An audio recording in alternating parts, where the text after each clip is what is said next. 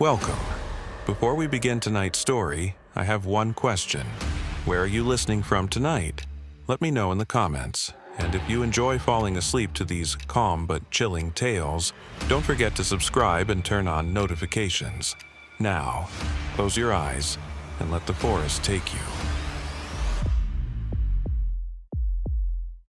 They tell you your plans won't work in Alaska. What they don't tell you is how personal it feels when you decide to test that truth. I'm Rowan McAllister, and for 11 years I was responsible for safety in Denali National Park.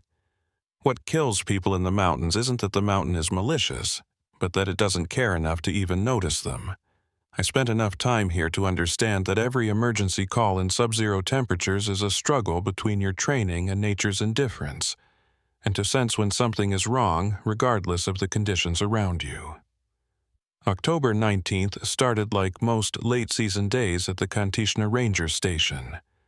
The kind of cold that makes your nostril hairs freeze with each breath, sky the color of old pewter, and silence so complete you could hear your own pulse in your eardrums. I was running inventory on the winter emergency cache, checking propane levels, counting flare cartridges, testing the sat phones, when the radio crackled to life with a voice I hadn't heard in 3 years.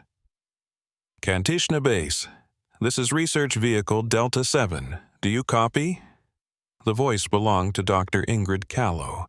I'd worked with her before, back when she was doing permafrost studies near Polychrome Pass. Brilliant geophysicist with a tendency to push field seasons too late into autumn, testing the park's patience and her own luck in equal measure. She had a way of talking about the Earth like it was a living puzzle she was entitled to solve, and a habit of ignoring suggestions that didn't align with her research timeline. I keyed the mic. Delta 7, this is Ranger McAllister at Kantishna. Copy you clearly, Ingrid. What's your 20? White Pass Access Road, approximately 12 miles from the main turnoff. We're installing the last seismic monitors before the season shuts down. Looks like weather's moving in faster than NOAA predicted. I glanced at the barometric pressure gauge on the wall. It had dropped 4 millibars in the past hour. A freefall that meant snow, wind, and whiteout conditions by nightfall. The kind of storm that turned familiar trails into death traps and made search and rescue operations impossible until it blew itself out. Ingrid, you're cutting it close. That system's going to hit hard around 1800 hours. I'd recommend packing up now and heading back to the highway while visibility's still good. Static swallowed her response for a moment. Then her voice punched through, clipped and dismissive. We've got 2 more installations. 3 hours, max. We'll be clear before the heavy stuff arrives. I wanted to argue, but park protocol was clear. Researchers were responsible for their own risk assessment. We could advise, but we couldn't force compliance. Still, something about the casualness in her tone made my jaw tighten. Copy that, Delta 7. Keep your radio on Channel 6. If conditions deteriorate, you abort immediately. That access road turns into an ice chute once the snow starts, and you won't have cell service if you slide into a ravine. Understood, Kantishna. We'll check in at 1600. The line went dead. I stared at the radio for a long moment, then walked to the window. The mountains were already disappearing behind a wall of gray, advancing from the northwest like a slow avalanche. The temperature had dropped another 3 degrees in the past 20 minutes. I tried to shake the unease. Ingrid knew the risks. She had a PhD in geophysics and a decade of Arctic field experience. Her team would have survival gear, emergency beacons, the works. This was Denali in October. Dangerous, yes, but manageable if you respected the conditions. Except Ingrid had a history of not respecting conditions. 1600 came and went. No check-in. I gave her 15 minutes of grace, then keyed the radio. Delta 7, this is Kantishna Base requesting status update. Nothing but static. I tried again. Research Vehicle Delta 7, this is Ranger McAllister. Please respond. The silence that came back felt heavier than it should have. I switched channels, cycling through the emergency frequencies. Still nothing. By 1645, the first snowflakes were falling. Fat, lazy flakes that stuck to every surface and turned the compound into a monochrome photograph. Visibility dropped to half a mile, then a quarter. The wind picked up, rattling the station's shutters with the kind of persistence that said it planned to stay a while. I pulled out the topographic map of the White Pass region and traced the access road with my finger. 12 miles from the main turnoff put them somewhere near the old mining survey markers, where the road narrowed to a single lane carved into the mountainside. Steep drop on one side, sheer rock face on the other. If they'd slid off in the storm, they could be 30 feet down in a gully, vehicle upside down, radio antenna snapped. Or they could be fine. Radio dead from cold, battery failure, atmospheric interference from the storm. A dozen mundane explanations that didn't require me to gear up and drive into a blizzard. But I've learned to listen to the part of my brain that refuses to accept mundane explanations. The part that's kept me alive when logical assumptions would have gotten me killed. I started packing. Heavy parka, insulated bibs, double-layer gloves, avalanche beacon, probe, shovel. Headlamp with spare batteries. First aid trauma kit, thermal sleeping bag rated to -40. 72-hour ration pack. Sat phone fully charged.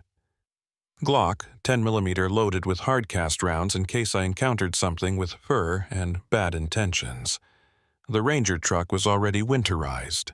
Studded tires, chains in the bed, engine block heater keeping the oil from turning into sludge. I let it warm up for 5 minutes while I radioed dispatch in Fairbanks, giving them my route plan and estimated return time. Kantishna, be advised that road's probably impassable by now, the dispatcher said, voice crackling through layers of static. Storms intensifying faster than predicted. We're seeing sustained winds at 40 knots with gusts to 60. Copy that. I'm just doing a welfare check to the main turnoff. If the road's blocked, I'll turn around. It was a lie, and we both knew it. Once I started driving, I wouldn't turn around until I found them, or the truck couldn't go any farther. The first 8 miles were manageable. The main park road had been graded recently, and the snow hadn't accumulated enough to hide the pavement. But when I turned onto the White Pass access road, the world changed. The road became a tunnel through white chaos. Snow driving horizontally, wind shrieking like something wounded. Visibility reduced to the 20 feet illuminated by my headlights. The truck's wipers couldn't keep up. Ice formed on the windshield faster than the defroster could melt it. I dropped into 4-wheel drive and crept forward at 10 miles per hour, feeling the tires hunt for traction on the buried surface. The GPS showed the route ahead, but the screen was just a glowing abstraction. Reality was the white void pressing against the glass and the sickening awareness that a single mistake would send me tumbling into darkness. 4 miles in, I found the first marker, an orange survey flag half buried in a drift, flapping violently in the wind. Ingrid's team would have placed it. I was on the right track, 6 miles. The road narrowed, rock face so close on the left that I could have reached out and touched it. On the right, nothing but a thin guardrail and then empty air dropping away into the storm. 8 miles. The truck lurched as the rear tire slipped, caught, slipped again. I corrected, heart hammering, and kept going. At mile marker 11, I saw it. Tire tracks, fresh enough that the falling snow hadn't completely filled them. They ran straight for about 30 yards, then veered sharply toward the guardrail. I stopped the truck, killed the engine, and grabbed my pack. The wind hit me like a physical blow the moment I opened the door, trying to rip it from my hands. Snow stung my face like thrown sand. The temperature had to be near 0, and with the wind chill it felt closer to -30. I clipped my safety tether to the truck's roll bar, protocol for solo operations in whiteout conditions, and followed the tracks on foot. They led straight to a section where the guardrail was crumpled and bent outward, metal twisted like foil. I approached the edge and looked down. The beam of my headlamp barely penetrated the swirling snow, but I could make out shapes in the darkness below. Angular, mechanical. The research vehicle, 40 feet down the slope, nose first in a boulder field, rear wheels pointing at the sky. "Ingrid!" I shouted into the storm. "Can you hear me?" The wind swallowed my voice before it traveled 3 feet. I pulled out the sat phone and dialed emergency dispatch. It took 4 tries to get a connection, and when the voice finally came through, it sounded like someone talking underwater. Cated on White Pass access, vehicle over the embankment, descending to check for survivors. Repeat, breaking up, advise, turn. The line went dead. I tried twice more, got nothing but static, then shoved the phone back in my pack. Standard protocol said wait for backup. Don't attempt a solo rescue in zero visibility conditions. Secure the scene and call for resources. But standard protocol assumed backup could arrive within hours, not days. And it assumed survivors could wait that long in sub-zero temperatures inside a wrecked vehicle. I tied off a climbing rope to the truck's tow hitch, tested the knot 3 times, then backed over the edge. The descent was a controlled fall through darkness. My crampons bit into ice-covered rock, rope burning through my gloved hands as I rappelled down the slope. Twice, I swung into unseen obstacles. Once, a tree trunk that nearly knocked the wind from my lungs, once a boulder that scraped my shin hard enough to leave a bruise I'd find later. When my boots hit level ground, I was standing in a field of broken rock and twisted metal. The research vehicle had rolled at least twice before coming to rest against a massive granite outcrop. The roof was caved in, windows shattered, driver's side door hanging from one hinge. "Ingrid, it's Ranger McAllister. Can you hear me?" I circled the wreck, checking each window with my headlamp. The front seats were empty. So was the back. Equipment was scattered everywhere, laptops, cables, seismic sensors, all of it half buried in snow and broken glass. But no bodies, no blood, no signs of occupation at all.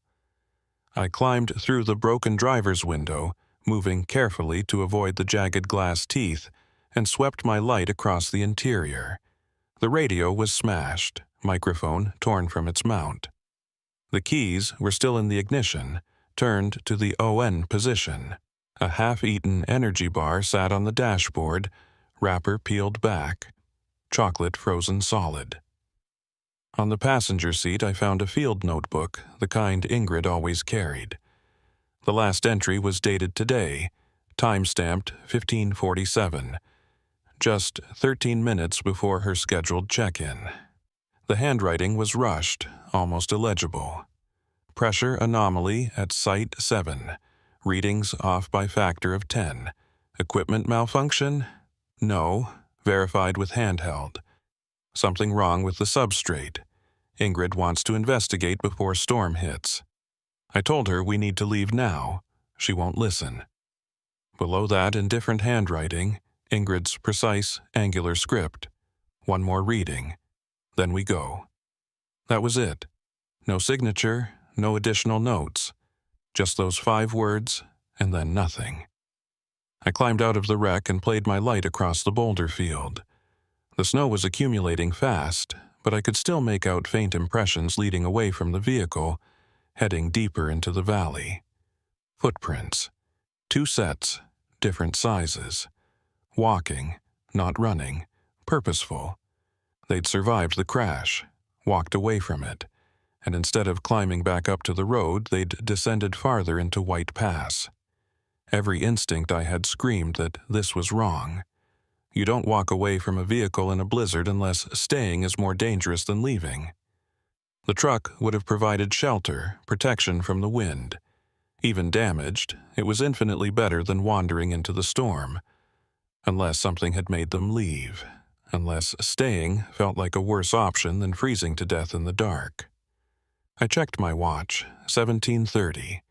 I had maybe 90 minutes of usable daylight left, though in the storm it was already dark as midnight. Temperature dropping by the minute. If I turned back now, I could make it to the truck, call in the coordinates, and wait for a proper search and rescue team with helicopters and thermal imaging. But Ingrid and whoever was with her, probably Marcus Verne, her field technician, they didn't have 90 minutes, not in these conditions. Hypothermia could set in within an hour. Frostbite even faster. And if they were injured from the crash, disoriented, making bad decisions driven by shock and adrenaline, they might not survive until morning. I pulled the emergency beacon from my pack, activated it, and wedged it into the wreck's dashboard where it would be visible from the air.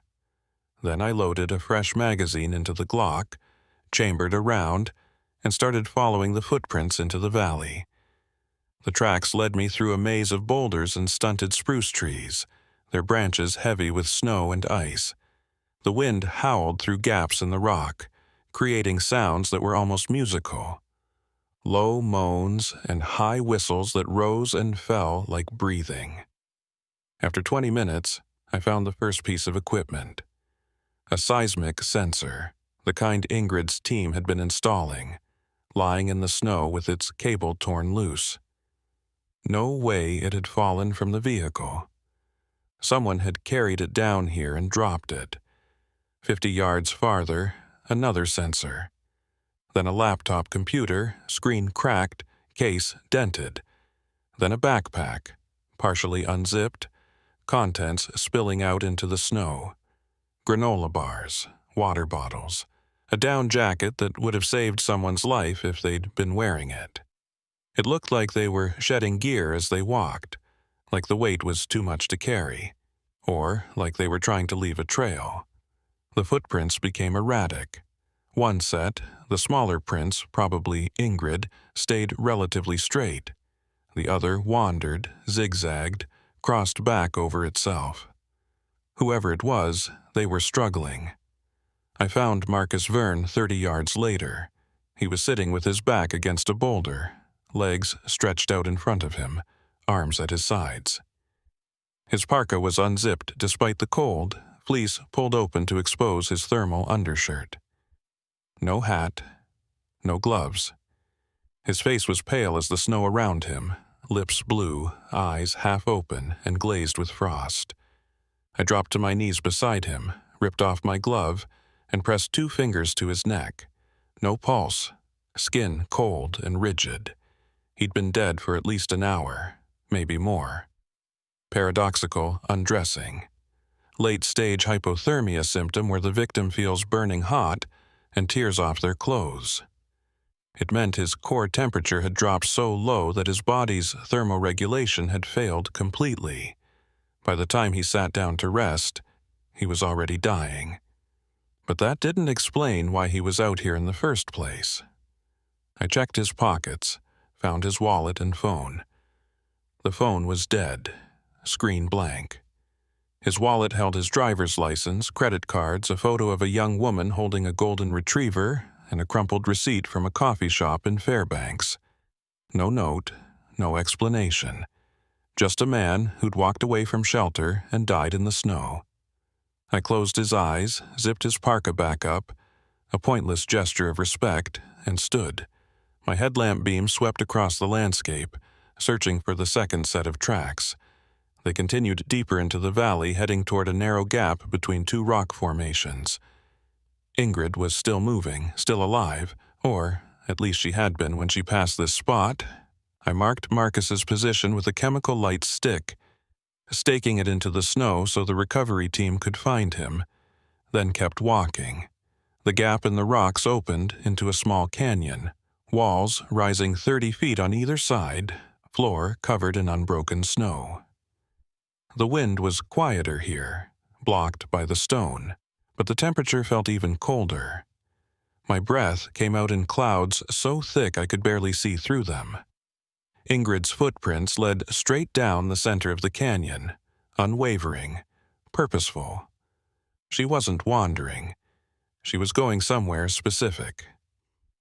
At the far end of the canyon, the ground dropped away into a steep-sided basin, maybe 60 feet across and 20 feet deep, and in the center of that basin, I saw something that made me stop walking, a hole in the ground, perfectly circular, approximately 8 feet in diameter, edges so clean they looked machine-cut, though no machine had ever been in this valley. The snow around it was undisturbed, except for a single set of footprints leading right to the edge. Ingrid's prints. They stopped at the rim and didn't come back. I approached slowly, every nerve screaming that this was wrong, that nothing about this made sense, that I should turn around right now and get the hell out of White Pass before whatever happened to Ingrid and Marcus happened to me. But I kept walking until I reached the edge and looked down. The hole descended into absolute blackness. My headlamp couldn't find the bottom. The beam just vanished into the void like it was being swallowed. I pulled a chemical light stick from my pack, cracked it, and dropped it into the hole. It fell for 3 seconds before I lost sight of it. No sound of impact, no glow from below, just gone. "Ingrid!" I shouted into the darkness. "Can you hear me?" My voice echoed back, distorted and strange, like it was coming from everywhere at once. Then, faintly, from somewhere deep below, I heard something that might have been a response. Too distant and garbled to make out words, but unmistakably human. She was down there, alive, and I had absolutely no idea how I was going to get her out. The first rule of wilderness rescue is don't become a victim yourself. The second rule is trust your training over your instincts. And the third rule, the one they don't put in the manuals, is that sometimes you have to break the first 2 rules to bring someone home. I was staring into a hole that shouldn't exist, in a valley that killed 1 person already, during a blizzard that was trying very hard to kill me, too. Every rational thought in my head said to mark the location, climb back to my truck, and wait for a team with proper cave rescue equipment. But rational thought doesn't account for the sound I'd heard from below, that faint, desperate noise that might have been Ingrid calling for help, or might have been the wind playing tricks in a geological formation that had no business being here. I pulled out the sat phone again. Still no signal.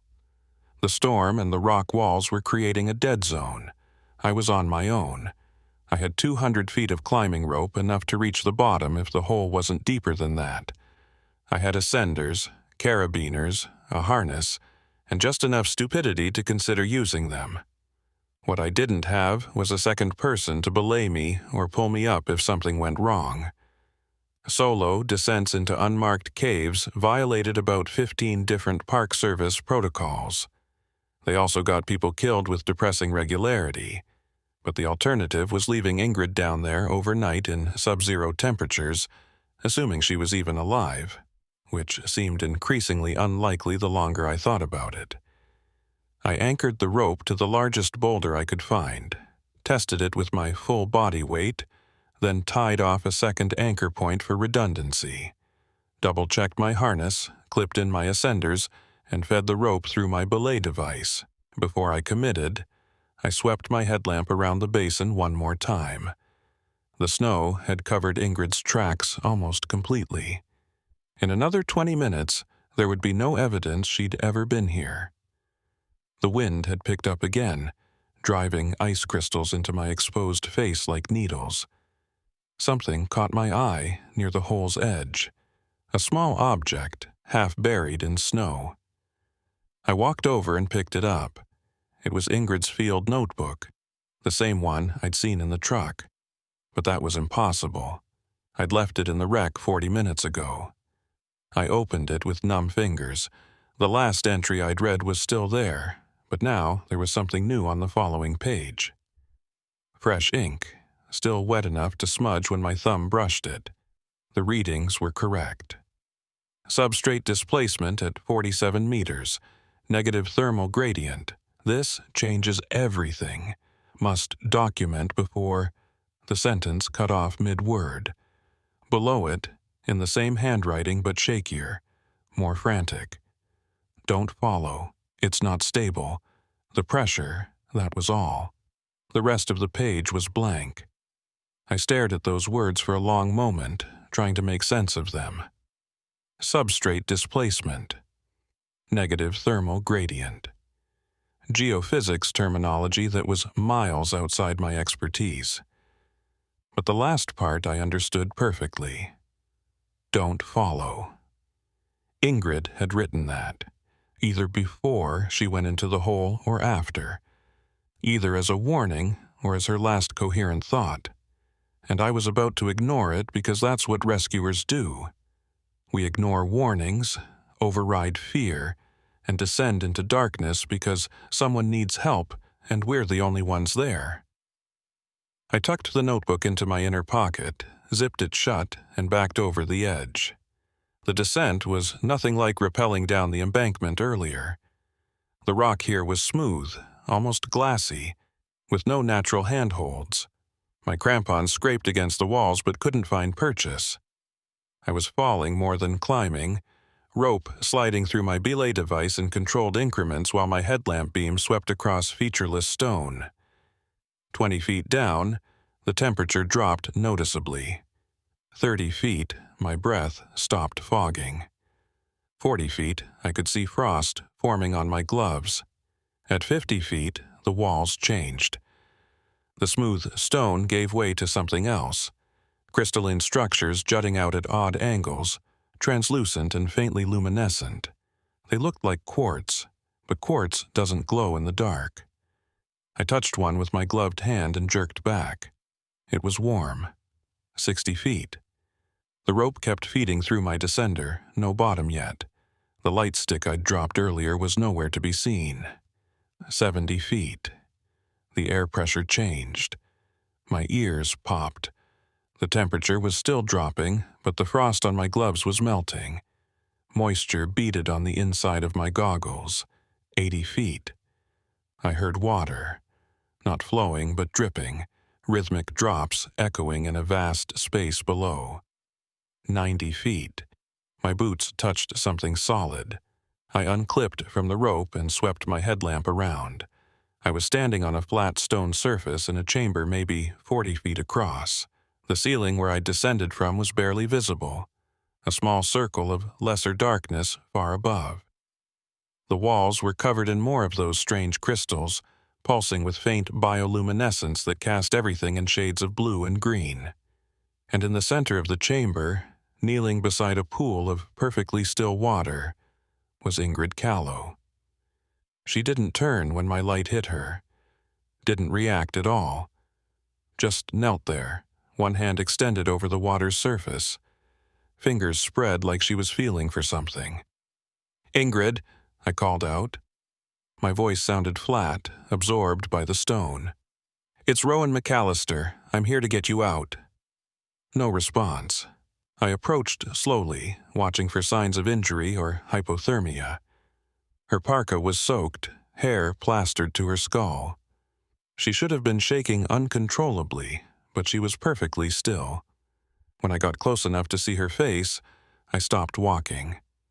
Her eyes were open but unfocused, pupils dilated so wide there was almost no iris visible.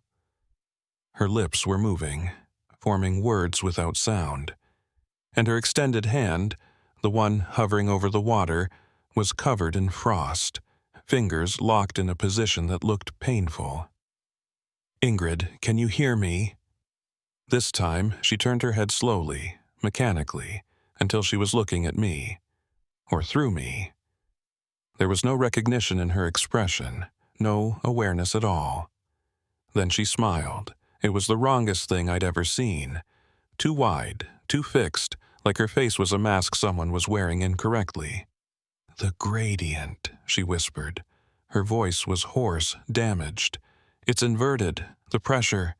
You have to see." "I need to get you out of here. Can you stand?"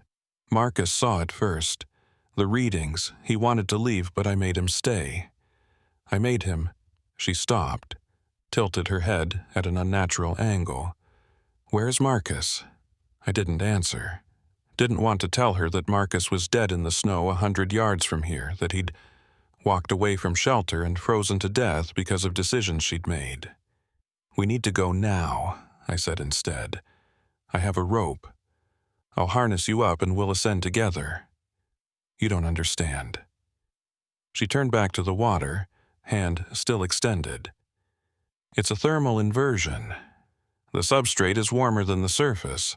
The whole valley is sitting on a heat source that shouldn't exist. This pool, it's not frozen. It should be ice, but it's liquid, and it's warm." I looked at the water. She was right. No ice, no surface tension ripples, just perfect stillness. Steam should have been rising if it was warm, but there was nothing. "That's interesting, but right now we need to—" "I put my hand in," Ingrid interrupted. "I wanted to measure the temperature. I put my hand in the water and I felt—" She trailed off, eyes unfocusing again. "I felt something pull." A sick feeling spread through my stomach. Pull how? Like a current, but not water.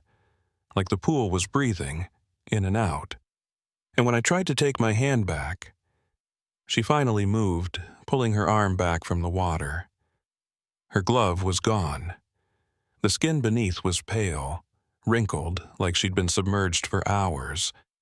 And her fingers, they were fused together, not frostbitten, not injured.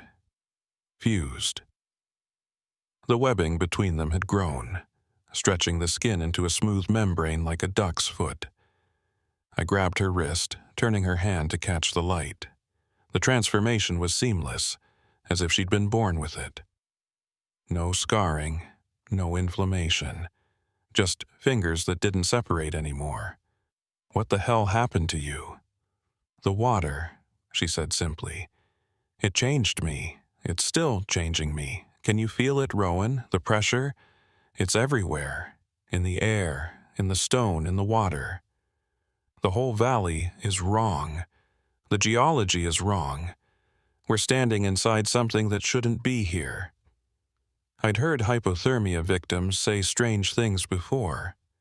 Confusion, disorientation, hallucinations were all common.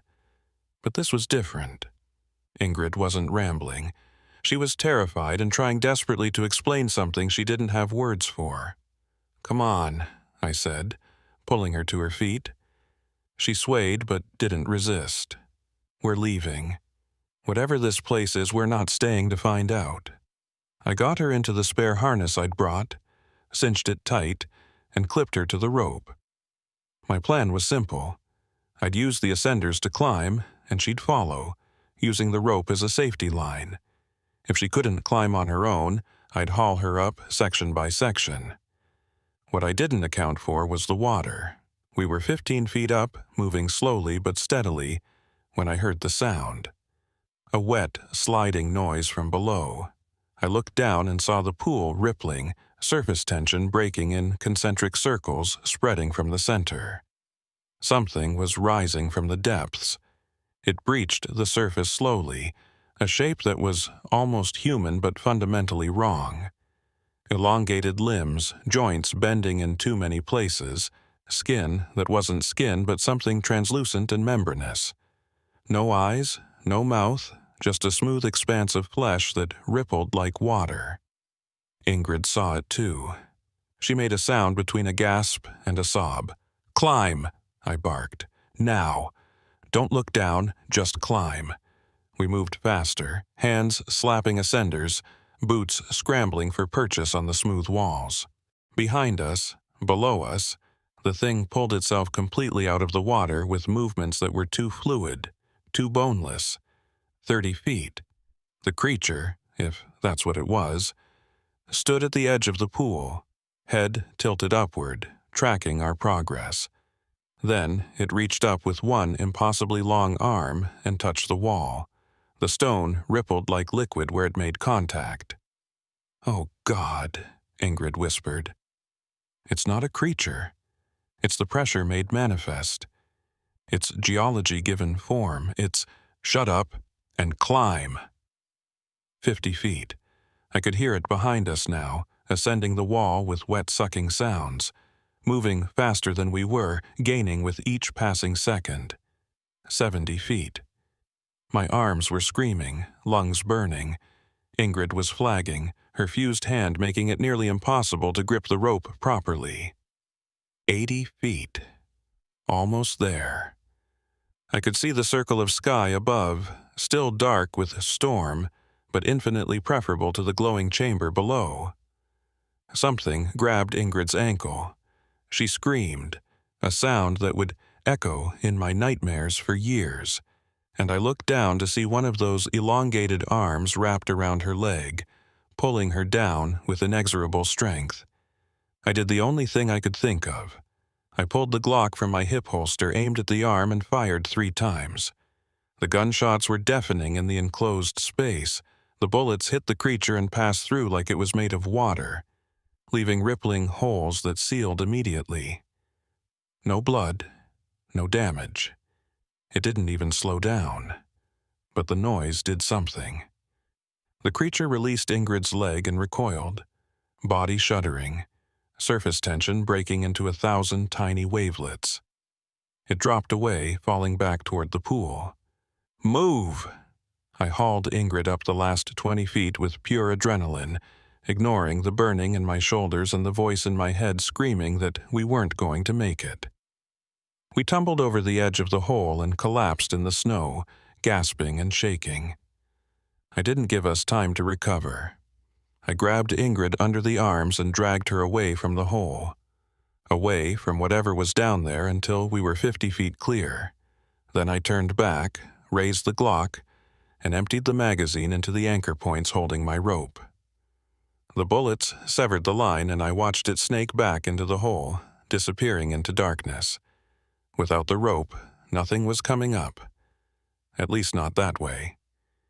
Ingrid was crying, cradling her fused hand against her chest.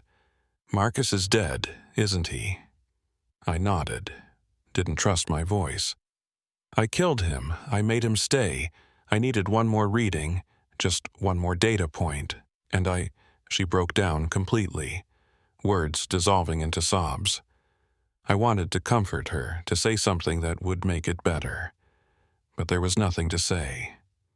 Marcus was dead, frozen in the snow, because Ingrid had prioritized her research over safety. That was the truth, and we both had to live with it. "We need to move," I said instead. "Can you walk?" She nodded, wiping her face with her good hand. We started the long trek back through the canyon, retracing the path that had brought us here. The storm had intensified, visibility down to 10 feet, wind howling like something alive and angry. We found Marcus where I'd left him, the chemical light stick still glowing beside his body. Ingrid knelt in the snow next to him, placed her good hand on his shoulder and whispered something I couldn't hear over the wind. Then we kept walking. The climb back up to the road was brutal. My rope was gone, lost in the hole. So we had to scale the embankment using ice axes and sheer stubbornness. Twice Ingrid slipped, and twice I caught her before she tumbled back down. By the time we reached the guardrail, we were both bleeding from a dozen small cuts and moving on autopilot. My truck was still there, covered in snow, but running. I'd left the engine on, heater blasting. We collapsed inside, and for the first time in hours, I felt something approaching warmth. I tried the sat phone again. This time, miracle of miracles, I got through to dispatch. Cated at White Pass. Survivor recovered. 1 fatality confirmed, requesting immediate medevac. Copy, Kantishna. Air support grounded due to weather. Earliest extraction 0800 tomorrow. Advise shelter in place. Tomorrow. We had to survive until tomorrow. I looked at Ingrid. She was staring at her fused hand, flexing the membrane between her fingers, eyes distant and haunted. "What was that thing?" I asked. She didn't answer for a long time. When she finally spoke, her voice was barely a whisper. "I don't know, but I think I think it's been down there a long time. Longer than this valley, longer than these mountains, and I think we woke it up. We spent the night in the truck, engine running, heater fighting a losing battle against the cold. I stayed awake, Glock reloaded and ready, watching the darkness beyond the windshield for any sign of movement. Ingrid slept fitfully, muttering about pressure gradients and thermal inversions and things that shouldn't exist. Her fused hand twitched in her sleep, fingers spreading and contracting like gills breathing water. When dawn finally came, gray and cold, the helicopter arrived. They airlifted us to Fairbanks General, where doctors examined Ingrid's hand and found nothing they could explain. The fusion was complete, as if she'd been born that way. They wanted to operate, but she refused, said it didn't hurt, didn't impair function, and she wanted to study it. A recovery team went back for Marcus 2 days later when the storm cleared. They found his body exactly where I'd left him, frozen solid, and brought him home to his family. They also found the hole, took measurements, sent down cameras and sensors. The chamber I'd descended into was gone. The pool was gone. There was just a natural cave, unremarkable and empty, bottoming out at 90 feet. The glowing crystals had vanished. The warm water had vanished, and there was no evidence that anything I'd described had ever existed. The official report called it stress-induced hallucination, combined with hypothermia and carbon monoxide exposure from spending too long in a running vehicle. I was reprimanded for violating solo descent protocols, but commended for extracting a survivor in extreme conditions. Ingrid was less lucky. The investigation found her responsible for Marcus Verne's death due to negligence and poor judgment. She lost her research grants, her university position, and her credibility in the academic community. Last I heard, she'd moved to a small cabin near Wrangell, studying tidal patterns and refusing all interviews. I stayed at Denali. 11 winters became 12, then 13. I still patrol White Pass when the season permits, though they have closed the access road permanently due to geological instability. Sometimes, on clear nights when the wind is quiet and the stars are bright, I drive out to the old turnoff and look toward the valley. I don't see anything unusual, just mountains and trees and snow. But I know what's down there. Sleeping or watching, I can't say. And I know that Ingrid was right about one thing. We woke something up. Something that existed outside normal geology, outside normal physics. And I think it's still there, waiting in the dark beneath White Pass, patient as stone, for the next person curious enough to descend into places they shouldn't go. The thing about trauma is that it doesn't announce itself with sirens and flashing lights. It settles into your bones like cold ground fog, and you don't realize how deep it goes until you're already lost in it. 6 months after White Pass, I started seeing the patterns. Small things at first. Radio static that sounded like breathing. Shadows in my peripheral vision that moved too fluidly. The way water pooled in my sink. Perfectly still. No ripples, just like the pool in that chamber. I told myself it was stress. PTSD from the rescue. Normal processing of traumatic events. The Park Service sent me to a counselor in Anchorage, a kind woman named Reeves who specialized in first responder trauma.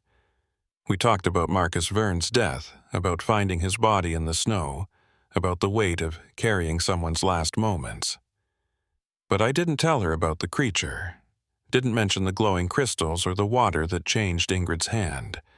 The official report had already dismissed those details as hallucination, and I'd learned quickly that repeating them only made people question my fitness for duty. So I kept it to myself and tried to move forward. The dreams started in July. Always the same. I'm descending the rope again, but this time the chamber below is different, larger. The pool stretches to the horizon and the water is full of shapes moving beneath the surface. Hundreds of them, thousands, all with those elongated limbs and membranous skin. They're not swimming, they're waiting. And in the center of the pool, standing on the surface like it's solid ground, is Marcus Verne. He's whole, not frozen, wearing the same clothes he died in. He looks at me with eyes that aren't quite right, too large, too dark, and speaks in a voice that sounds like water running over stones. "You should have stayed," he says. "You should have seen what we saw." Then he reaches up impossibly far and touches my ankle, and I feel it, that pulling sensation Ingrid described, like the water is breathing me in. I'd wake up gasping, sheets soaked with sweat, heart hammering. Every time I'd check my hands in the darkness, making sure the fingers still separated, that the webbing hadn't started growing. August brought new problems. Reports started filtering through the ranger network. Hikers seeing strange things in the backcountry. Nothing concrete, nothing actionable, just odd details that accumulated like snowdrift. A couple camping near Polychrome Pass reported finding their water bottles empty every morning, despite filling them before bed. The containers weren't leaking, weren't damaged. The water was just gone. A solo backpacker on the Savage River Trail claimed she'd stumbled onto a grove of trees that were wrong. Branches bent at impossible angles, bark that felt warm to the touch, roots that pulsed like they had a heartbeat. Another ranger, Tom Kerrigan, told me he'd found a dead moose near Thoroughfare Ridge, with its body completely desiccated. Not decomposed, desiccated. Like something had pulled every drop of moisture from its tissues, leaving nothing but leather and bone. Probably just exposure, Tom said. But he didn't sound convinced. Weird year for weather patterns. I listened to these reports and said nothing, but I started carrying more water on my patrols, started avoiding certain valleys where the air felt too still, the silence too complete, started checking my hands every night before sleep. Then Ingrid called. It was early September, just before dawn, when my phone rang with a number I didn't recognize. I almost didn't answer, but something made me pick up. "Rowan," her voice was tense, wound tight. "I need to talk to you, not on the phone, in person." "Ingrid, where are you?" "Wrangell, same cabin. Can you come? It's important. It's about White Pass." Every instinct told me to say no, to tell her I was busy, or that I'd moved on, or that whatever she'd discovered wasn't my problem anymore. But I heard something in her voice that cut through the objections. Fear, real and immediate. "When?" "Now. Today. Please, Rowan. I wouldn't ask if it wasn't critical." I made the drive in 8 hours, pushing my truck harder than I should have on roads that didn't forgive mistakes. Wrangell sat at the edge of the world, a tiny cluster of buildings surrounded by mountains and glaciers, and more loneliness than any place had a right to hold. Ingrid's cabin was exactly what I expected. Small, remote, solar panels on the roof and a satellite dish pointing at the sky. She met me at the door, looking thinner than I remembered, hair pulled back in a severe bun, eyes shadowed with exhaustion. And her hand, the fused one, had gotten worse. The webbing had spread, climbing up her wrist now, the skin translucent enough that I could see the blood vessels beneath. It looked organic, natural, but fundamentally wrong. "It's growing," she said, catching my stare. "Half an inch a month. I've been documenting it." She gestured inside. "Come in. I need to show you something." The cabin's interior was a researcher's cave. Walls covered with maps, charts, photographs. Multiple computer monitors displayed graphs and data streams I couldn't interpret. In the center of the room sat a large table covered with rock samples, each labeled with coordinates and dates.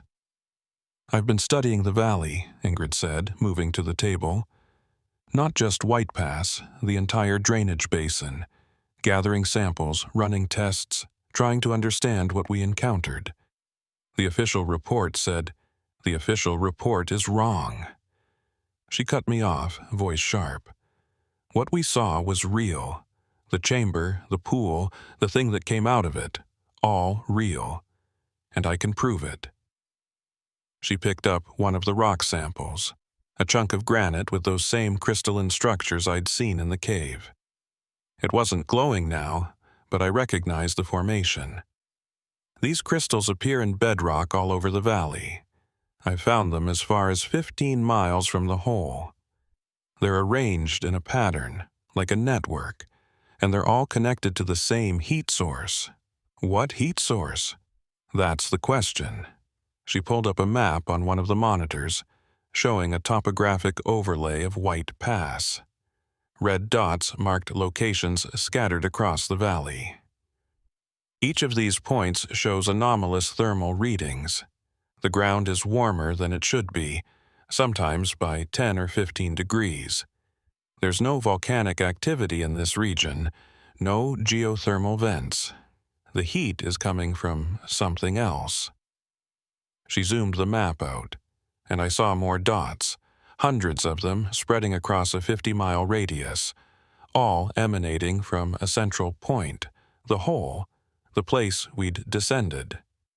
It's expanding, Ingrid continued. Whatever that thing was, it's growing, spreading through the bedrock like roots, and wherever those crystals appear, the water changes. Changes how? She walked to a corner of the cabin and picked up a sealed container, a clear plastic box filled with a liquid. At first glance, it looked like ordinary water, but when she tilted it, the liquid didn't move. It stayed perfectly level, ignoring gravity. I collected this from a stream near one of the thermal anomalies. It looks like water, but it doesn't behave like water.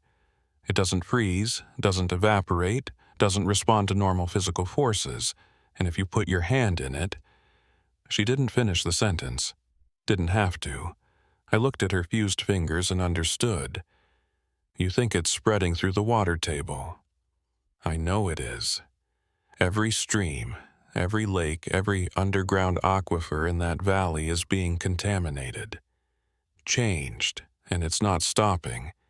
The expansion rate is accelerating. At current projections, it'll reach the Tanana River within 18 months. From there, it's a straight shot to the Yukon. The implications settled over me like a physical weight. The Yukon River supplied water to hundreds of thousands of people. If this contamination reached it, if whatever had changed Ingrid's hand got into the water supply, we need to tell someone, I said. The Park Service, the EPA, the CDC, I tried. Ingrid's laugh was bitter. I've sent reports to everyone I can think of. They all say the same thing. My data is flawed, my methodology is unsound. I'm experiencing the effects of trauma and obsession. They've written me off as a conspiracy theorist seeing patterns that don't exist. Then we get new data, independent verification. We find someone credible who can... There's no time. She grabbed my arm, her fused hand surprisingly strong. Listen to me, Rowan. I've been monitoring seismic activity in the valley. Small tremors, barely registrable, but they're increasing in frequency and intensity. Something is happening under White Pass. Something big. She pulled up another screen, this one showing a seismograph with sharp spikes appearing at regular intervals. These started 3 weeks ago.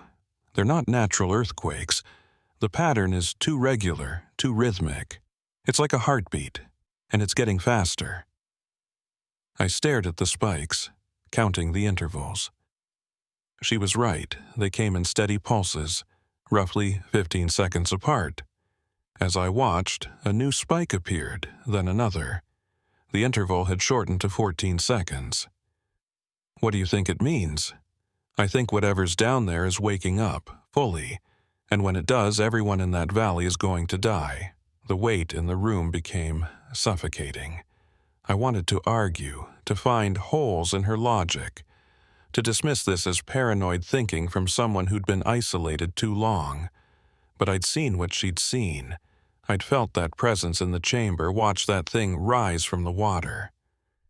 "What do you want from me?" I asked. I want you to go back." The words hit like a physical blow. "No, absolutely not. You're the only other person who's been down there and survived. The only one who knows what we're dealing with. I need you to help me gather evidence. Real, undeniable proof that will make them listen. Ingrid, that place almost killed us. Marcus is dead because we went into that valley. I'm not. Marcus is dead because I made a mistake." Her voice cracked. "I know that. I live with that every day. But if we don't stop this, thousands of people will die. Not from poor decisions or bad luck, but from something we unleashed, something we're responsible for." She was right, and I hated her for it. Hated that she was putting this on me. Hated that I couldn't walk away. Hated that some part of me had known this conversation was coming since the moment I drove away from White Pass. "What's your plan?" Relief flooded her face. She pulled out a paper map, spreading it across the table. "There are 3 sites where the thermal readings are highest. If we can collect samples from each one, document the crystal formations, and record the seismic activity on site, we'll have enough data to force a real investigation." "How long?"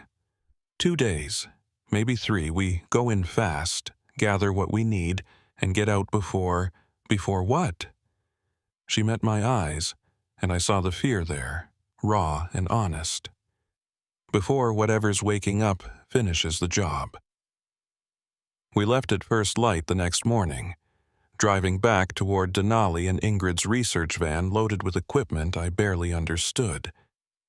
She'd spent the night prepping, organizing sample containers, checking battery levels on her instruments, going over the route plan with obsessive detail. I spent the night not sleeping, staring at the cabin ceiling and wondering if I'd lost my mind. Going back to White Pass was insane. Going back with Ingrid, who'd already demonstrated catastrophically poor judgment, was suicidal. But I couldn't shake the image of those seismograph spikes. The rhythm of them steady and relentless, like something breathing. We reached the White Pass turnoff just after noon. The access road was still officially closed, a heavy chain blocking the entrance with signs warning of unstable conditions. I'd brought bolt cutters. The drive-in was worse than I remembered. The road had deteriorated over the winter, chunks of asphalt crumbled away, potholes deep enough to swallow a tire. We crept forward at walking speed, the van's suspension groaning with every impact. 3 miles in, we found the first crystal formation. It was growing out of a rock face beside the road, a cluster of those translucent structures each the size of my fist, glowing faintly in the afternoon light. Ingrid stopped the van and got out with her camera, documenting from every angle. "This wasn't here 6 months ago," she said, circling the formation. "It's new growth, and look." She pointed to smaller crystals spreading from the main cluster, following cracks in the rock. "It's branching, spreading through natural fissures." I kept watch while she collected samples, scanning the tree line for movement. The forest felt wrong here, too quiet, too still. Even the wind seemed reluctant to disturb the branches. We found the second formation a mile farther up the road. Then a third. By the time we reached the old parking area where I'd left my truck months ago, we'd documented 17 separate clusters. All glowing, all growing. The valley stretched out before us, covered in late summer grass and early autumn yellows. It looked peaceful, pastoral, like a postcard of untouched wilderness. But I knew better. Knew what was underneath, spreading through bedrock and water, changing everything it touched. "Site 1 is 2 miles northwest," Ingrid said, checking her GPS. "There's a stream that feeds into the main drainage. Thermal readings there are the highest I've recorded." We hiked in light, carrying only essentials: sample kits, cameras, Ingrid's portable seismograph. I brought the Glock too, though I wasn't sure what good it would do against something that could reform after being shot. The stream was exactly where the GPS said it would be, cutting through a narrow ravine lined with moss-covered stones. The water should have been running clear and cold. Instead, it was that same perfectly still liquid Ingrid had shown me in her cabin, not flowing, just existing, like glass poured into a stream bed. "Don't touch it," Ingrid warned, though I had no intention of going near the water. She set up her equipment, taking readings and measurements while I stood guard. The seismograph started clicking almost immediately. Sharp, regular pulses. I counted them. 12 seconds apart now, faster than they'd been in Wrangell. "It's accelerating," Ingrid muttered, adjusting the sensitivity. "Whatever's causing this is getting more active." I scanned the ravine, looking for signs of the crystals. Found them growing along the stream bank, bigger than the ones by the road. These were the size of basketballs, clustered so thick they looked like a colony of luminescent mushrooms, and they were warm. I could feel the heat radiating from them, even from 10 feet away. "Ingrid, how much longer?" 5 minutes. I need to get temperature gradients at different depths." Those 5 minutes felt like hours. Every sound made me jump. A bird call, a branch cracking, the rustle of wind through leaves. I kept expecting to see something rising from that motionless water, to hear that wet, sliding sound of limbs that bent wrong, but nothing came. We collected the samples, packed up the equipment, and moved to Site 2. The pattern repeated. Stream running with that impossible still water. Crystals growing in abundance. Seismograph clicking out its accelerating rhythm. 11 seconds between pulses now. Site 3 was the closest to the original hole. We had to cross the boulder field where Marcus had died, marked now with a small cairn someone had built, probably Tom Kerrigan or another ranger who'd helped with the recovery. Ingrid stopped at the cairn, placed her fused hand on the stones, and stood silently for a long moment. When she looked up, her eyes were wet. "I'm sorry," she whispered. "I'm so sorry." Then we kept walking. The third site sat at the edge of the basin where I'd found the hole. I could see it from 100 yards away. Still there, still perfectly circular, still radiating that sense of wrongness that made my skin crawl. "We don't need to go close," I said. "You can take readings from here." But Ingrid was already walking toward it, drawn like iron to a magnet. I followed, hand on my weapon, every nerve screaming danger. The hole looked different. The edges were no longer clean. Crystals had grown around the rim, spreading outward in a spiral pattern. And from deep below, I could hear something new. Breathing. Not the wind, not water, not any natural sound. Breathing, deep and slow and rhythmic, matching the pulses from the seismograph. 10 seconds between breaths now. Ingrid set up the equipment right at the edge, leaning over to lower sensors into the darkness. I wanted to pull her back, to drag her away from that opening, but I couldn't move, couldn't look away.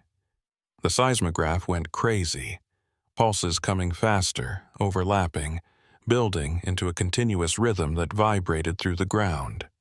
I felt it in my boots, in my bones. 9 seconds, 8, 7. "Ingrid, we need to go." "Now." "Almost done, just one more reading." The ground shook. Not a tremor, not a quake. A deliberate shove like something underneath had pushed upward. The crystals around the hole blazed bright, flooding the basin with blue-white light. And from the depths came a sound I'll never forget. A vast, wet exhalation, like the earth itself was releasing a breath it had held for millennia. Something was rising. I grabbed Ingrid and ran. Didn't wait for her to finish, didn't worry about the equipment. Just grabbed her arm and hauled her away from that hole while the ground bucked beneath our feet. We made it maybe 30 yards before the basin exploded. Not fire or rock, water. A geyser of that strange, still liquid erupting skyward, hundreds of feet high, falling like rain across the valley. Where it landed, the ground steamed, plants withered, and the crystals grew, spreading faster than should be possible. Through the spray, I saw them. Not one creature, but dozens, rising from the hole on those impossible limbs, pulling themselves onto solid ground. Each one similar to what I'd seen in the chamber, but larger, more defined. And they all turned toward us with eyeless faces that somehow saw everything. We ran. Through the boulder field, through the ravine, through the forest that tried to trip us with every root and branch. Behind us, I could hear them following. Wet footsteps, that sliding sound of flesh on stone. The van was still where we'd left it. We threw ourselves inside, and I gunned the engine before our doors were even closed. The tires spun on loose gravel, caught, and we launched down the deteriorating road fast enough to catch air over the potholes. In the rearview mirror, I saw them standing at the tree line, watching. Not chasing anymore, just watching us go. They didn't need to chase, they'd already won. We drove straight through to Fairbanks to the regional EPA office, where Ingrid uploaded every piece of data we'd collected, while I gave a statement that sounded insane even to my own ears. The official response came 48 hours later. Insufficient evidence for emergency action. Matter referred to geological survey for routine assessment. Routine assessment. While those things spread through White Pass, while the water table was contaminated, while the seismograph clicked out a rhythm that was now down to 5 seconds between pulses. Ingrid tried other channels, sent data to universities, to private research firms, to anyone who might listen. They all said the same thing. Interesting, unusual, worthy of study, but no immediate cause for alarm. 2 weeks later, the first death was reported.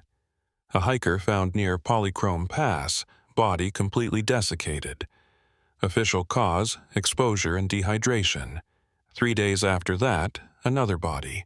Then 2 more, all in the same condition, all within 20 miles of White Pass.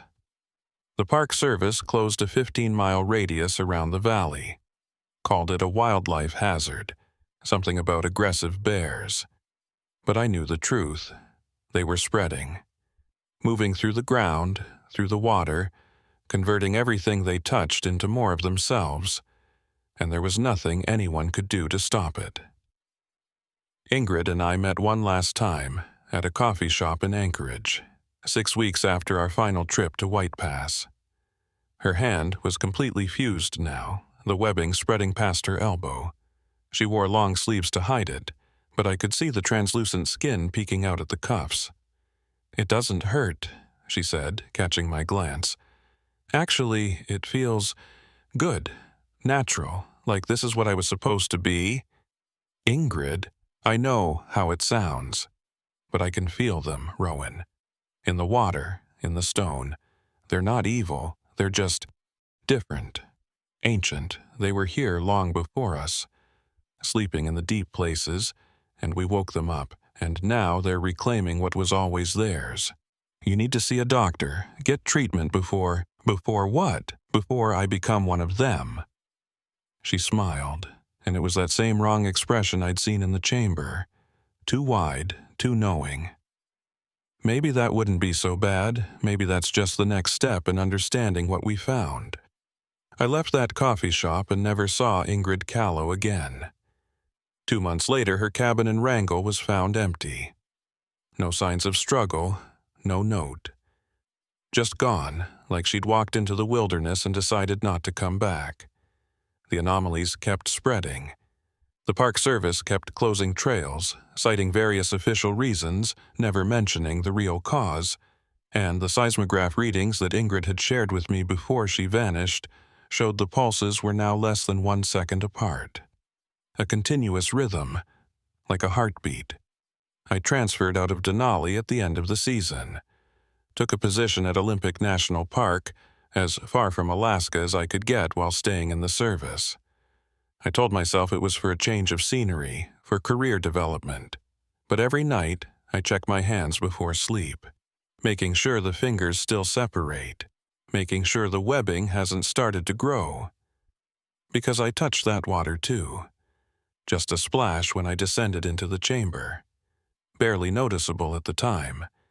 And sometimes in the dark I can feel it. A warmth spreading from my palms, a subtle tingling between my fingers. Not painful, not even unpleasant. Just there. Growing, changing, making me into something new. I tell myself it's psychosomatic. Trauma manifesting as physical symptoms. Nothing more. But I know the truth. I've known it since White Pass, since the moment I looked into that hole and felt the pressure Ingrid talked about.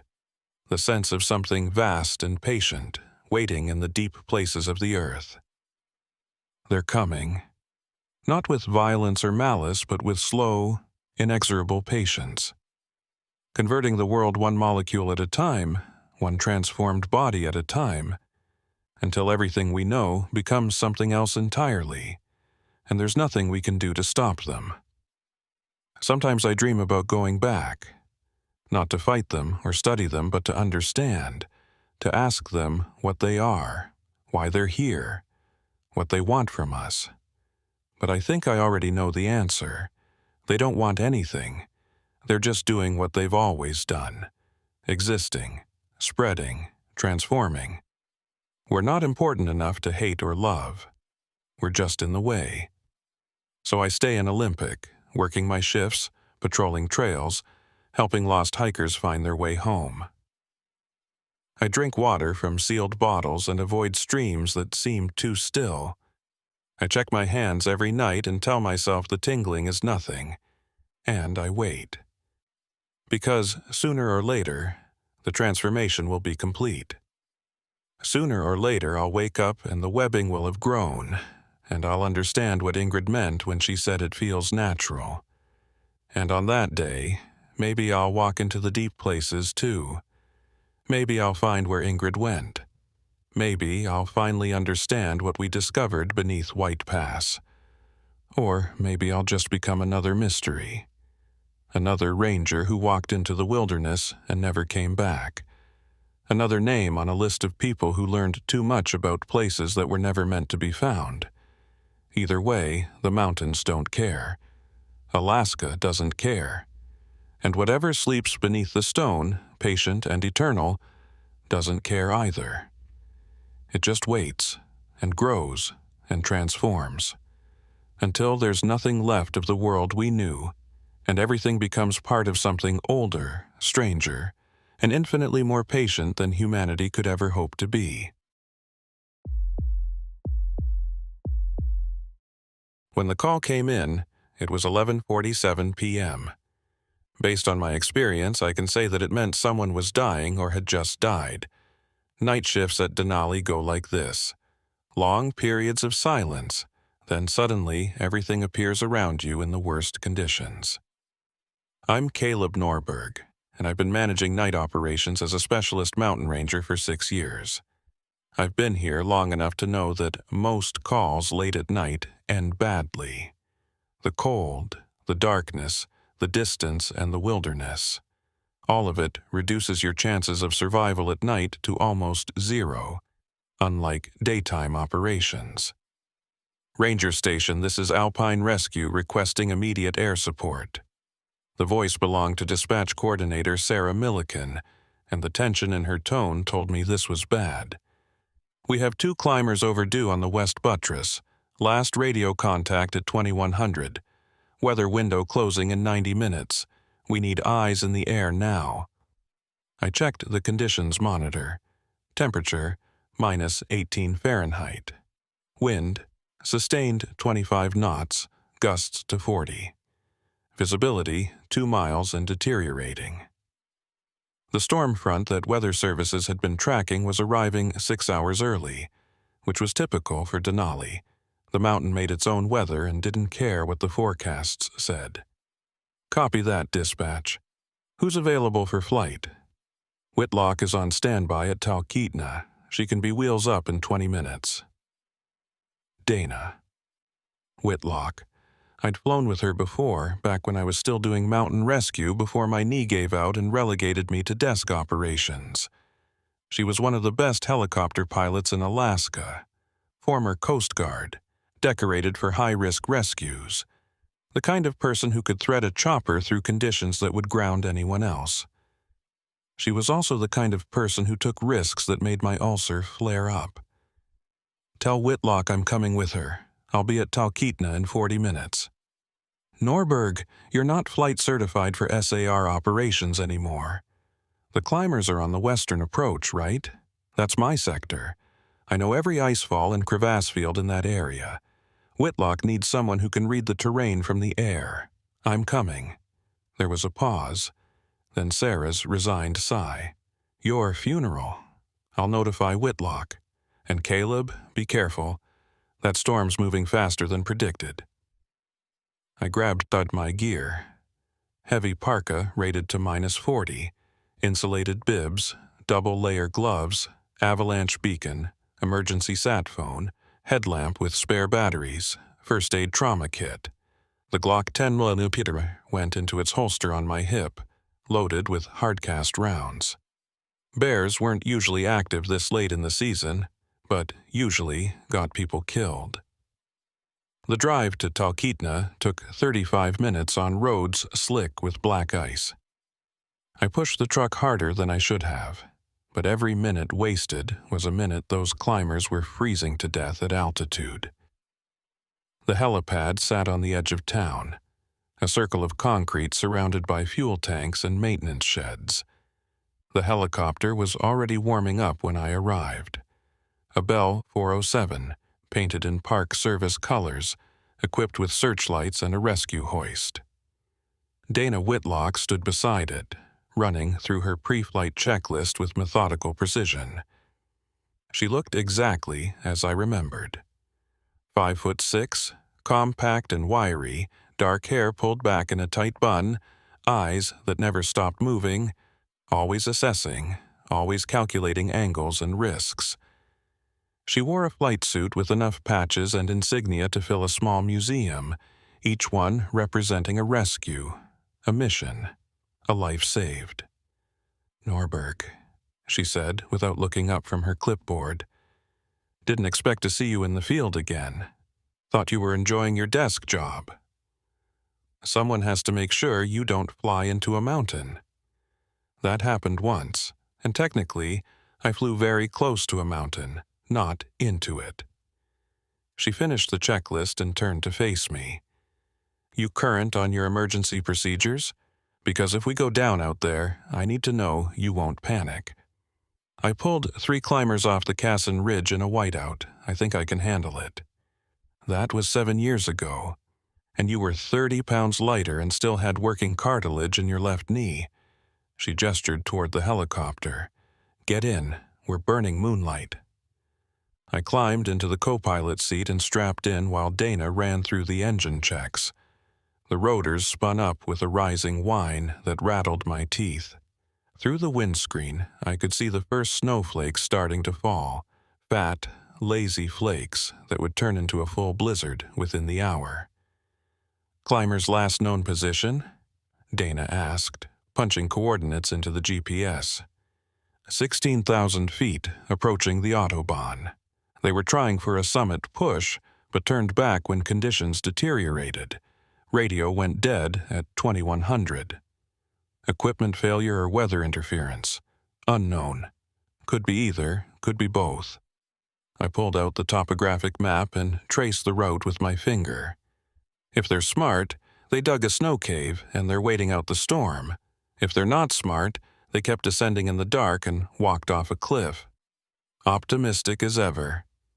Dana increased the throttle, and we lifted off, the ground falling away beneath us. Let's hope they're the smart kind.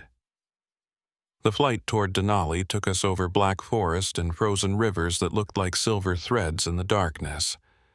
The helicopter's searchlights carved tunnels through the falling snow, illuminating nothing but more snow and more darkness. Dana flew with the kind of confidence that came from thousands of hours in the cockpit, hands steady on the controls, eyes scanning instruments and terrain in constant rotation. The radio crackled with periodic updates from dispatch, weather deteriorating faster than forecast, wind speeds increasing, visibility dropping. "We've got maybe 45 minutes before this becomes a no-go," Dana said. "After that, we're grounded until the storm passes." "How long will that take?" "Weather Service says 18 to 24 hours. But you know how reliable those predictions are." Which meant if we didn't find the climbers in the next 45 minutes, they'd be on their own until tomorrow night at the earliest. And at -20, with wind chill pushing it to -50, they wouldn't survive that long. The mountain appeared through the storm like a ghost materializing from fog. Massive and ancient, Denali rose 20,000 feet into the night sky, its peak lost in clouds and darkness. Even after 6 years of working this park, the sight of it still made something primal in my hindbrain whisper danger. Dana angled the helicopter toward the western approach, following the standard climbing route. The searchlights swept across ice fields and exposed rock faces, looking for any sign of orange tents or reflective gear.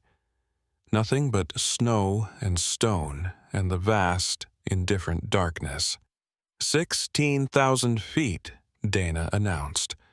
"This is where they should be. You see anything?" I pressed my face against the window, scanning the terrain below. The slope was a maze of crevasses and ice falls, any one of which could hide a body or a tent or both. The snow was falling harder now, reducing visibility to a few hundred feet. "Nothing yet. Take us lower, sweep north along the Autobahn."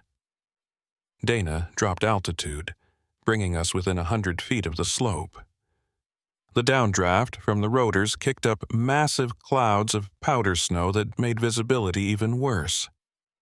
She compensated with practiced ease, adjusting angle and position by instinct as much as instrumentation. We made 3 passes along the route, searchlights probing every shadow and depression. On the 4th pass, I saw it, a flash of color, too bright to be rock, too persistent to be snow. "There, 11 o'clock, maybe 200 yards out." Dana banked left, bringing the searchlight to bear. An orange tent clung to a small ledge, partially collapsed under accumulated snow. One side of the fly was torn, flapping in the wind like a flag of surrender. "I don't see anyone moving," Dana said, holding position. "Could be inside, could be abandoned. Only one way to find out. Can you set down?" She studied the terrain with narrowed eyes. "Not enough flat ground, but I can hover while you rappel down, do a quick check." "Do it." Dana positioned the helicopter above the ledge while I geared up. Harness, rope, carabiners, medical kit. The cargo door slid open and wind screamed into the cabin, carrying snow and cold and the smell of ice. I clipped into the rescue hoist and swung out into the darkness. The descent was controlled chaos. Wind buffeted me from every direction, trying to slam me into the mountainside or spin me away into empty air. Dana held the helicopter steady through sheer force of will and 10,000 hours of flight experience. My boots hit the ledge and I unclipped, stumbling through knee-deep snow toward the tent. Ice had formed around the entrance. I tore it open and shined my headlamp inside. Empty. Sleeping bags were there, gear scattered, but no climbers. The tent's interior showed signs of hasty departure. One sleeping bag still partially zipped, a water bottle overturned, a headlamp lying in the corner with dead batteries. I keyed my radio. "Tents abandoned. Looks like they left in a hurry." "How long ago?" "Hard to say. At least a few hours." I swept the headlamp around the ledge, looking for tracks. Found them, leading away from the tent, heading downslope. 2 sets of boot prints, partially filled with fresh snow but still visible. They're on foot, heading down. I'm going to follow the tracks. Negative, Norberg. Weather's getting worse. We need to extract now while we still can. I looked at the tracks disappearing into the storm. 2 people out there, moving in darkness, probably hypothermic, definitely in trouble. If I left now, they'd die. Give me 15 minutes. If I don't find them, I'll turn back. Caleb, 15 minutes, Dana, then I'm all yours. I didn't wait for her response, just started following the tracks downslope, moving as fast as the terrain allowed. The helicopter's searchlight followed me for the first 100 yards, then had to pull back as the wind intensified. The tracks led through a boulder field and across a narrow snow bridge, spanning a crevasse. On the far side, I found the first climber. He was sitting with his back against a rock, arms wrapped around his knees, head down. I recognized the posture immediately. Late-stage hypothermia. He'd sat down to rest and his body had started shutting down. "Hey!" I dropped to my knees beside him, checking for a pulse. Found it, weak and irregular, but there. "Can you hear me? What's your name?" He raised his head slowly, eyes glazed and unfocused. His lips were blue, frost crusted on his beard. "Derek," he mumbled. "Derek Sanderson. My partner." Kept walking. Told him to stop, wouldn't listen. "Where did he go?" Derek pointed farther down the slope with a shaking hand. Said he saw lights, a building. Kept saying we had to get inside before we froze. There was no building within 5 miles. Whatever his partner had seen was a hallucination, a trick of hypothermia and oxygen deprivation. I radioed Dana. Found 1 climber, conscious but severely hypothermic. 2nd climber is mobile and hallucinating. I need static, swallowed my words. I adjusted the frequency, tried again. Nothing but white noise. The storm must have moved between us, blocking the signal, or the terrain was creating interference. Either way, I was on my own. I pulled Derek to his feet, supporting most of his weight. "Come on, we're going back to the tent. My partner's going to extract us." Can't feel my feet." "That's okay, I've got you. Just put 1 foot in front of the other." We made it maybe 20 yards before Derek's legs gave out completely. I lowered him to the snow, knowing that if I didn't get him warm soon, he'd die right here. The tent was too far. The helicopter was out of radio range. And the 2nd climber was somewhere ahead of us, walking deeper into the storm toward a building that didn't exist. I made a decision that violated every rescue protocol in the manual. I left Derek with my emergency thermal blanket, my chemical heat packs, and my spare batteries. Marked his position with a chemical light stick. Then I kept following the tracks. The 2nd climber's footprints were erratic now, weaving between boulders, doubling back, making no sense. He was running on pure adrenaline and delusion, his brain cooking in hypothermic confusion.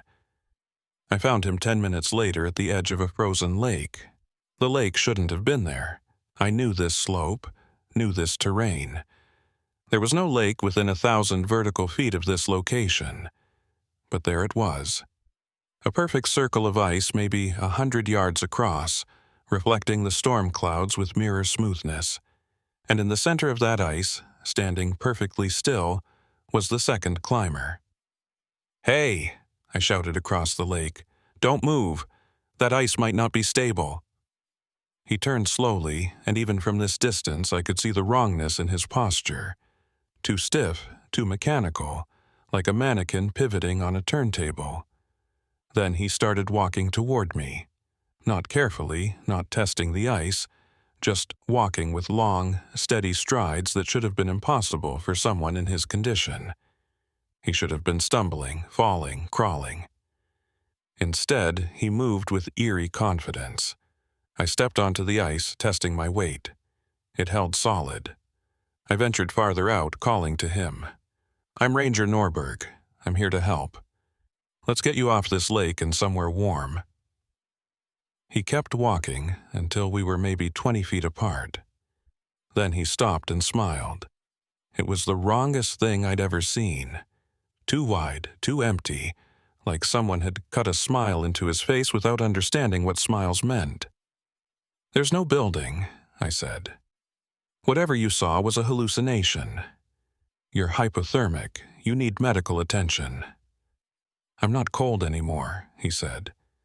His voice was flat, affectless. "I was cold before, so cold I thought I would die. But then I found the lake and I understood." "Understood what?" "That the cold isn't trying to kill us. It's trying to show us something." He gestured at the ice beneath our feet. "Do you know how deep this goes?" I didn't answer. Didn't like where this conversation was headed. "I checked," he continued. "Walked to the edge and looked down. It goes forever. Miles and miles of ice all the way to the center of the mountain. And there's something down there. Something old. Something that's been waiting. You're experiencing altitude sickness combined with hypothermia. Let me help you. I'm not sick. I'm finally seeing clearly." He took a step toward me. "Don't you feel it? The pressure. The weight of all that ice pushing down, compressing, building potential energy. It wants to release. It wants to break free." The ice beneath my boots groaned. It was a deep, resonant sound, like a whale singing in the depths. Cracks spiderwebbed from where the climber stood, spreading outward in geometric patterns too precise to be natural. I started backing away. "We need to get off this lake now." "Too late." He looked down at the spreading cracks with something like satisfaction. "It's already starting. The ice is waking up." The surface beneath him gave way. Not a collapse, not a break, just a smooth, impossible opening, like the ice was liquid and had decided to stop supporting his weight. He dropped through without a sound, without a splash, just vanished into darkness. I ran forward, dropped to my stomach, and looked down through the hole. Black water, perfectly still, no ripples, no sign of the climber. Just infinite depth and absolute cold. Then something pale moved in that darkness. Rising slowly, deliberately. I scrambled back from the hole as a hand broke the surface. Too long, fingers webbed, skin translucent enough to see the bones beneath. It groped at the edge of the hole, trying to find purchase, trying to pull itself up. I didn't wait to see what came next. I turned and ran. The ice cracked beneath every step. New fissures spreading like lightning across the surface. Behind me, I heard that wet sound of something pulling itself from the water, heard footsteps that shouldn't exist following me across the lake. I made it to the shore and kept running, back toward where I'd left Derek, back toward anything that resembled safety. My radio was screaming static, my headlamp flickering, and every instinct I had was screaming that I needed to get off this mountain before something worse happened. I found Derek where I'd left him, barely conscious but alive. I hauled him upright and started dragging him back toward the tent site, praying that Dana was still in position, still waiting. The helicopter appeared through the storm like salvation. Dana had maintained position despite the deteriorating conditions, searchlight sweeping the slope. When she saw me with Derek, she brought the hoist down immediately. We got Derek into the rescue basket and signaled for lift. As he rose toward the helicopter, I scanned the terrain behind us, looking for signs of pursuit. The lake was gone, just solid mountainside. No water, no ice, no evidence it had ever existed. I clipped into the hoist for the second extraction, and as I rose into the air, I saw something that made my blood freeze.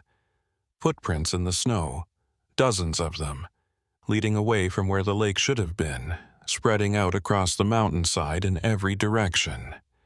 Bare footprints, impossibly clear in the fresh snow, walking down the mountain toward civilization. Dana pulled me into the helicopter and slammed the cargo door shut. Got him? Yeah? I stared out the window as we gained altitude. Yeah, I got him. Let's get out of here. We flew back to Talkeetna through the worst of the storm. Dana fighting the controls every second while I worked on Derek in the back, forcing warmth into his core, monitoring his vitals. He was unconscious now, but his pulse was steady, breathing regular. He'd survive. Unlike his partner, who was somewhere at the bottom of a lake that didn't exist, or walking the slopes with a thing that wore his face. When we landed at Talkeetna General, medical teams rushed Derek inside. I gave a brief statement to the attending physician. 2 climbers, 1 recovered, 1 lost. The doctor didn't ask too many questions. People died on Denali. It was a sad fact, but not a surprising one. Dana found me in the hallway 20 minutes later, 2 cups of coffee in hand. She offered me one without speaking. Thanks, I said. You look like you saw a ghost. Something like that. I sipped the coffee. It was terrible, burnt and bitter, but warm.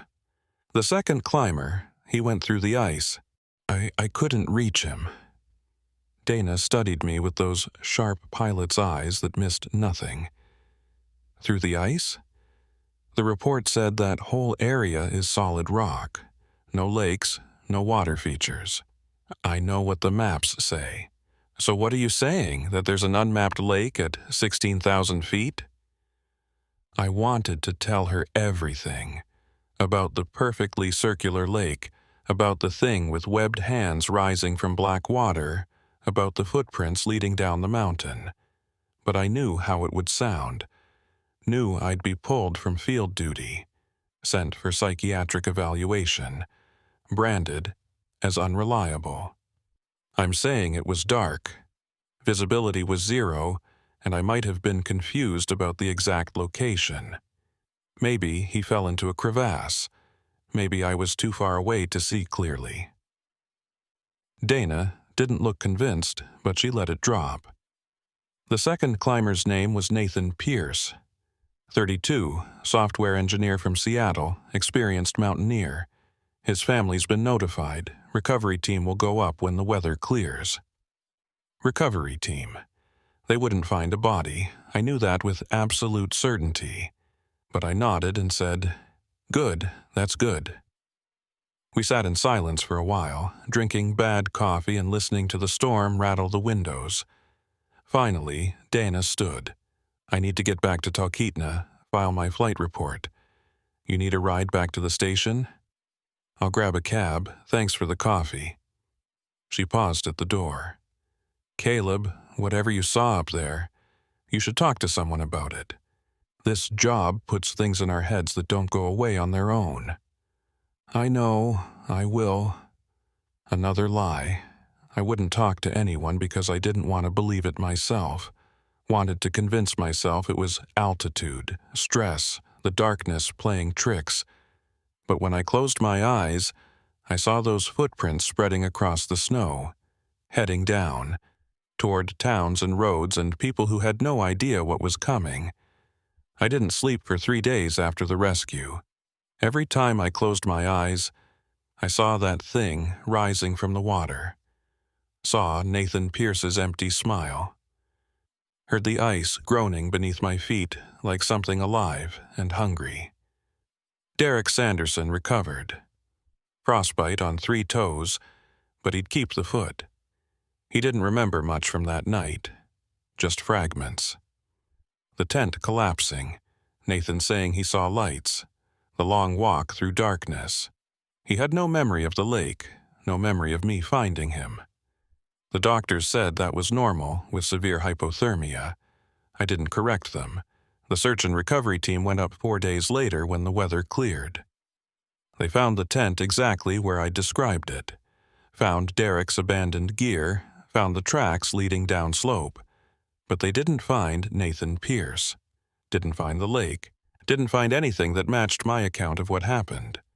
The official report listed Nathan as missing, presumed dead, lost to a crevasse fall or snow burial. Standard mountain fatality. Tragic, but not unusual. I should have let it go, should have filed the paperwork, attended the debriefing, moved on to the next emergency. That's what you do in this job. You save who you can, grieve who you can't, and keep working because the mountain never stops producing victims. But I couldn't shake the feeling that something was fundamentally wrong. Not just with that night, but with the entire northwestern sector of the park.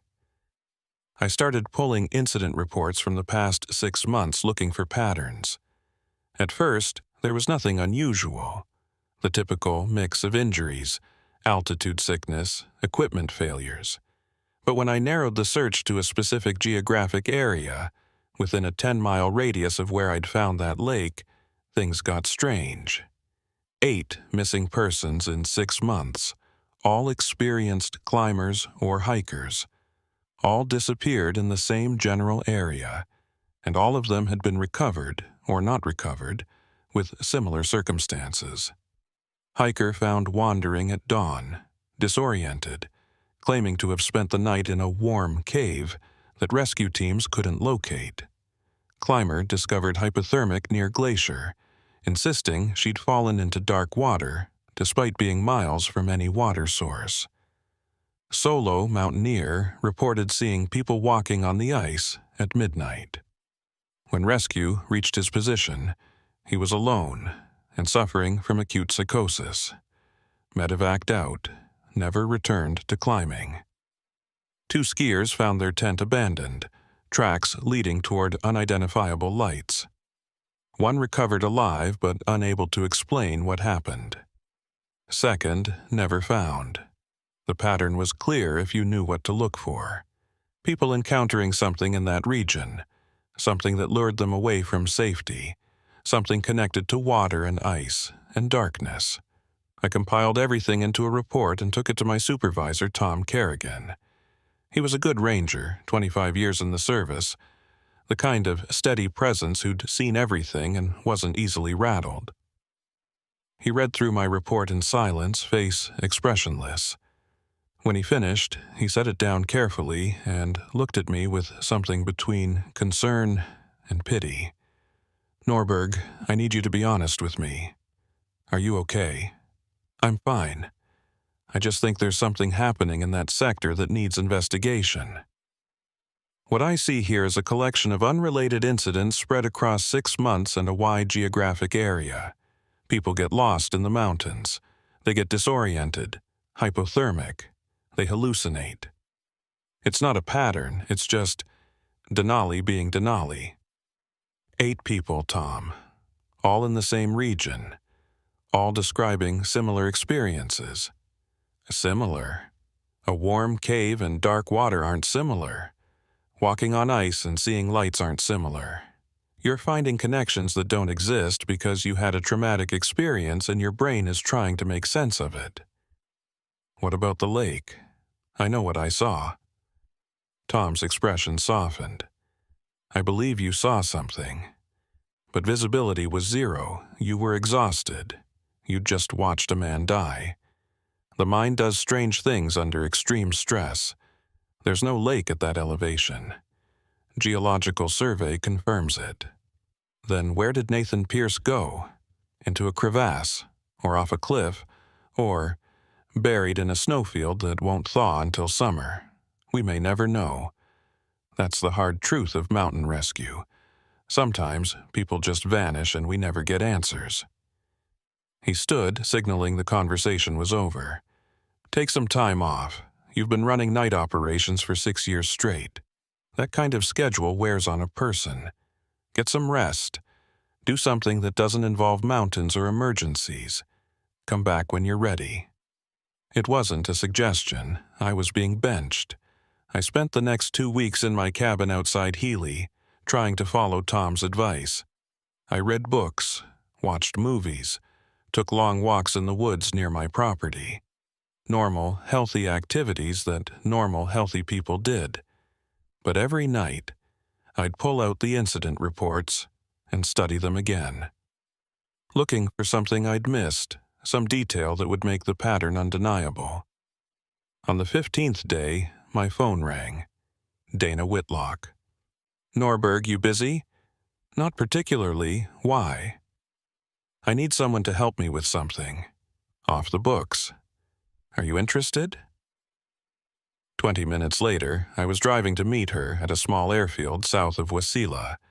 She was waiting beside her helicopter, arms crossed, looking troubled. "What's this about?" I asked. "I've been doing some thinking about that night, about what you said you saw." She pulled out a tablet, showed me a map with several points marked.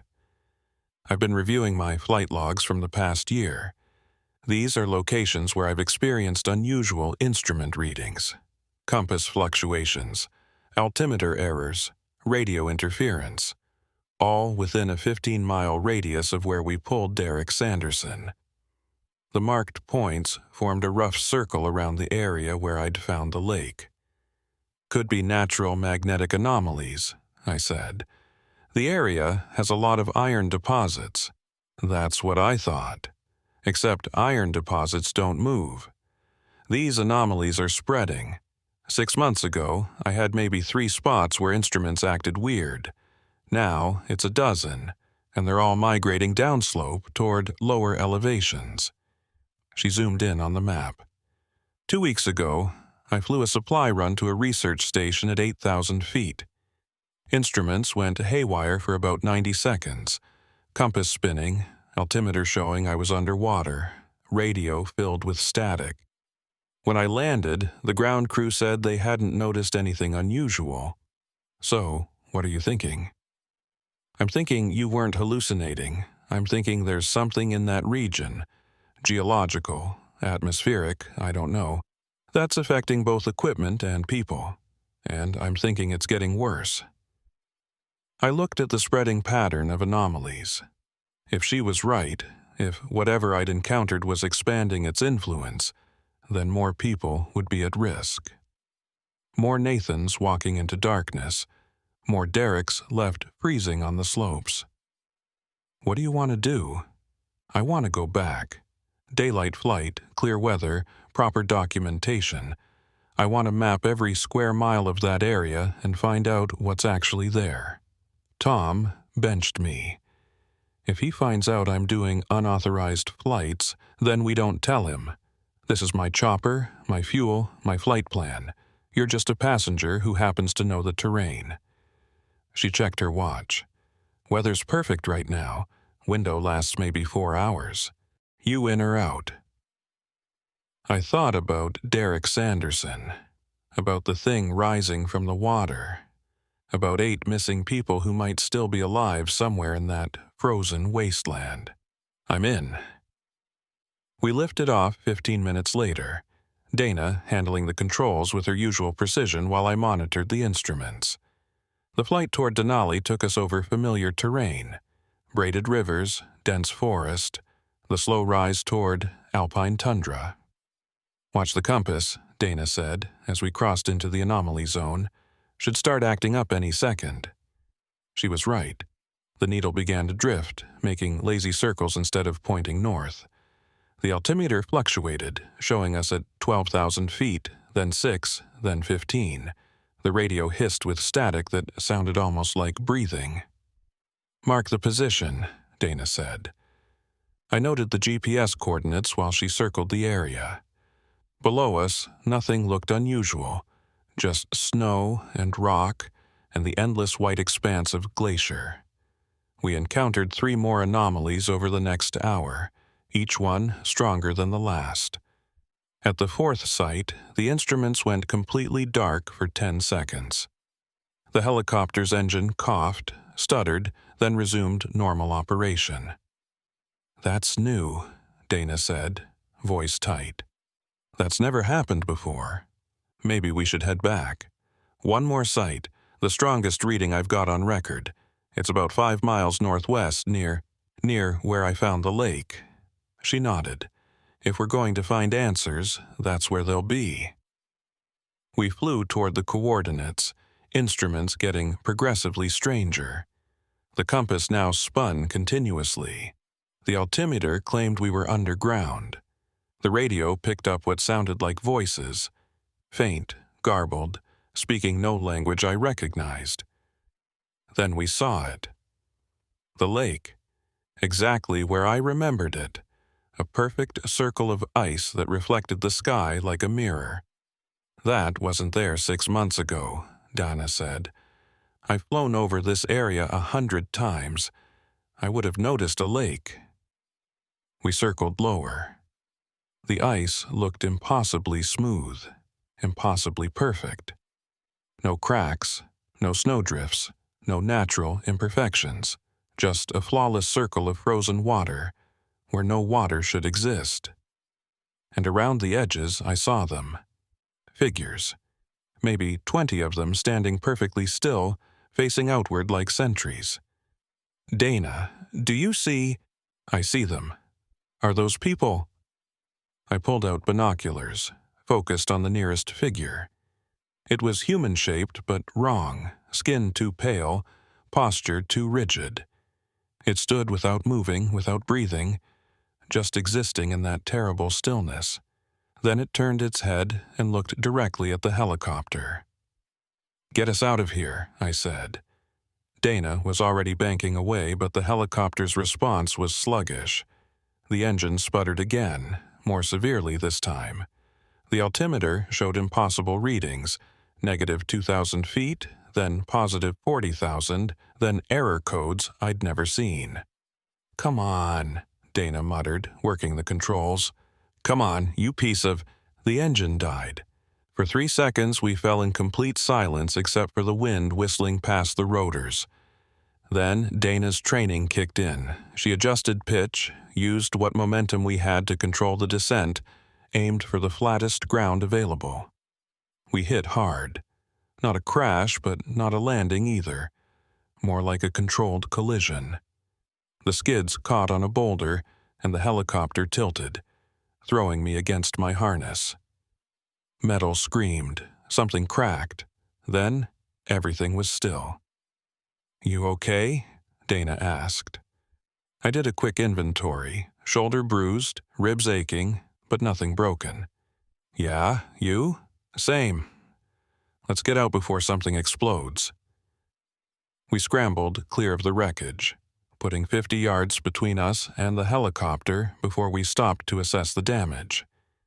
The main rotor was bent, the tail boom cracked, fuel leaking from a ruptured line. It wasn't flying again without major repairs. "Sat phone?" I asked. Dana pulled it from her flight suit, checked the display. "No signal. We're in a dead zone. How far to the nearest ranger station? 20 miles northeast. In this terrain, with this weather—" She looked at the darkening sky. It was only 3 in the afternoon, but clouds were rolling in fast. 2 days minimum. I checked my own equipment. Enough food and water for 24 hours. Emergency bivy sack, fire starter, first aid kit. Not ideal, but we'd survive if we kept moving. We head northeast, try to get clear of whatever's causing the interference. Once we can get a signal, we call for extraction. What about the lake? I turned to look back the way we'd come. The lake was visible from here, that impossible circle of ice. The figures were still there, still watching. We avoid it, stay on high ground, keep moving, don't stop for anything. We started hiking. The terrain was brutal. Loose scree that shifted beneath every step. Snowdrifts that swallowed our boots to the knee. The temperature was dropping fast, already down to 0 and falling. After an hour, I checked the sat phone again. Still no signal. After 2 hours, Dana pointed out something I'd been trying not to notice. The lake. It's closer than it should be. She was right. We'd been hiking northeast, putting distance between us and the lake. But when I looked back, it seemed only a few hundred yards away instead of the mile plus we'd covered. We're navigating wrong. The terrain must be confusing our sense of direction. I've been following the GPS. Then the GPS is wrong. We changed course, angling more sharply to the east, hiked for another hour. When I looked back, the lake was still behind us, still the same distance. No matter which direction we walked, we couldn't get farther from it. Dana saw it too. That's not possible. We've been moving for 3 hours. We should be miles away. Unless we're walking in circles. I'm a pilot, Norberg. I know how to navigate. We're not walking in circles. But we weren't getting anywhere either. Like the lake was exerting some kind of gravitational pull, keeping us tethered to its vicinity no matter how far we walked. The sun was setting now, temperature plummeting. We needed to make camp, get a fire going before full dark. I found a spot with some natural wind protection and started gathering what little burnable material existed at this elevation. While I worked, Dana tried the sat phone again. This time, she got something. Not a clear signal, but a broken connection that cut in and out. Locate your position. Weather moving in. Extraction impossible until... Then nothing. She tried again. Got only static. Did you get coordinates out? I don't know, maybe. We'll find out tomorrow if someone shows up. I got a small fire going, using chemical starters and dried lichen. It wasn't much, but it created a sphere of warmth and light in the gathering darkness. We huddled close to it, eating energy bars and melting snow for water. Tell me about the first time you flew, I said. Anything to break the oppressive silence. Dana smiled faintly. Coast Guard training, Kodiak Island. My instructor was a sadistic bastard named Kurtz, who thought the best way to teach was to scare you half to death. Third flight, he killed the engine at 500 feet and told me to land on a ship's helipad in 20-knot winds. Did you? Clipped the rail and nearly dumped us in the ocean. He passed me anyway. Said anyone who could recover from that kind of mistake under pressure would make a good rescue pilot. She poked the fire with a stick.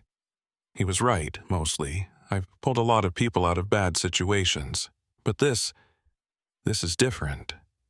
How so? Every other rescue. I've known what I'm up against. Weather, distance, injuries. They're all quantifiable problems with known solutions. But this? We don't even know what we're dealing with. Can't navigate away from it. Can't call for help. Can't... She stopped. Listening. I heard it too. Footsteps, crunching through snow, coming from the direction of the lake. Multiple sets, walking in perfect synchronization. I grabbed my Glock, chambered around. Dana found a fist-sized rock. We stood back to back, watching the darkness beyond the firelight.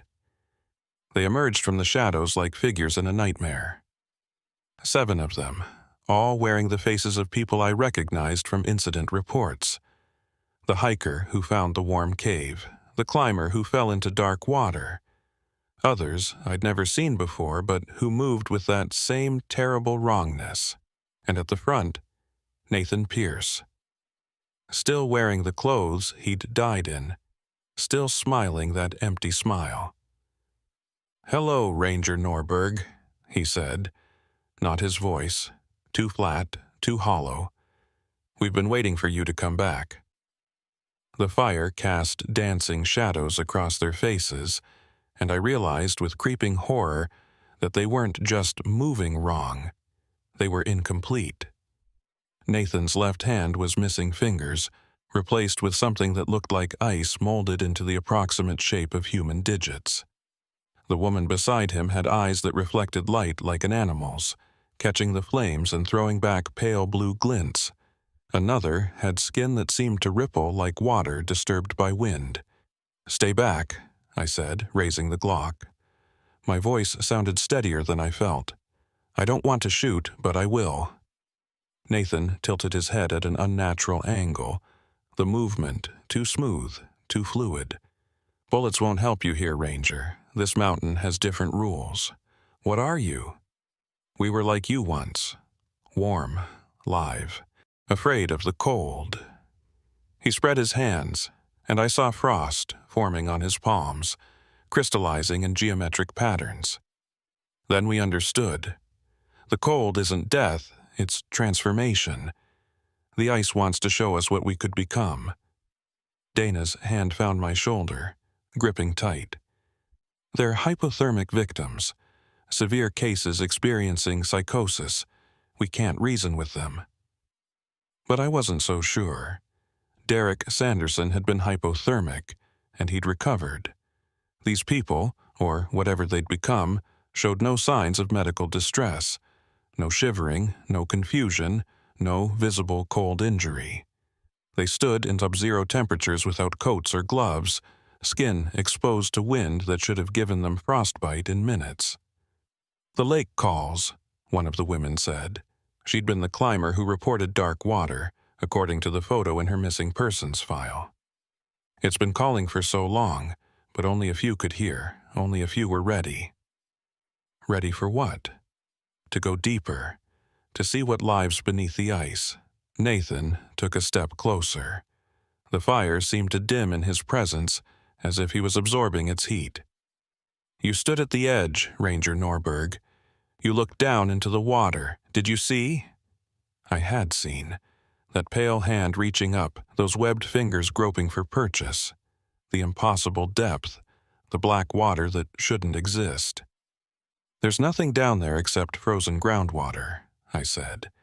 "You're experiencing altitude sickness combined with severe hypothermia. If you come with us, we can get you medical treatment." "Medical treatment?" Nathan laughed, a sound like ice cracking. "You still don't understand. We're not sick. We're evolving. The mountain is teaching us what humans could have been if they'd embraced the cold instead of fighting it." Another figure stepped forward, a young man I didn't recognize, probably one of the earlier disappearances. "It showed us things. Deep beneath the glacier, there are chambers where the ice has memory, where water remembers every form it ever took. We've seen oceans that dried up 1,000,000 years ago. We've seen glaciers that covered continents. We've seen the first snow that ever fell on this mountain. And we've seen what sleeps in the deep places," the woman added. "The old cold, the patient cold, the cold that was here before mammals, before dinosaurs, before anything warm walked the earth." I wanted to dismiss it as hypothermic rambling, but something in their certainty made my skin crawl. They weren't raving or confused. They were describing something they genuinely believed they'd experienced. "Why are you here?" Dana asked. "What do you want from us?" "The same thing we wanted from Nathan, from Derek, from all the others who came close to understanding," Nathan said. "We want you to see. The lake is growing. Soon it will cover this entire valley, then the next, then the next. The old cold is waking up, and when it does, everything will change. You're trying to recruit us," I realized. "You want us to go into the lake. We're trying to save you. When the ice comes, those who haven't adapted will die. Those who've accepted the transformation will thrive in the new world." He gestured toward the darkness behind him, and I saw it. The lake much closer than it had been an hour ago. Its surface glowed faintly with bioluminescence, patterns of light moving beneath the ice like slow lightning. "Last chance, Ranger. Come with us willingly or wait for the ice to come to you. Either way, you'll understand soon enough." I made my decision in the space of a heartbeat. I fired 3 shots into the air. The universal distress signal, banking on the hope that someone might hear, that we weren't as isolated as we thought. The gunshots echoed off the mountains, and for a moment the figures flinched. Not from fear of bullets, but from the sound itself, as if noise was painful to them.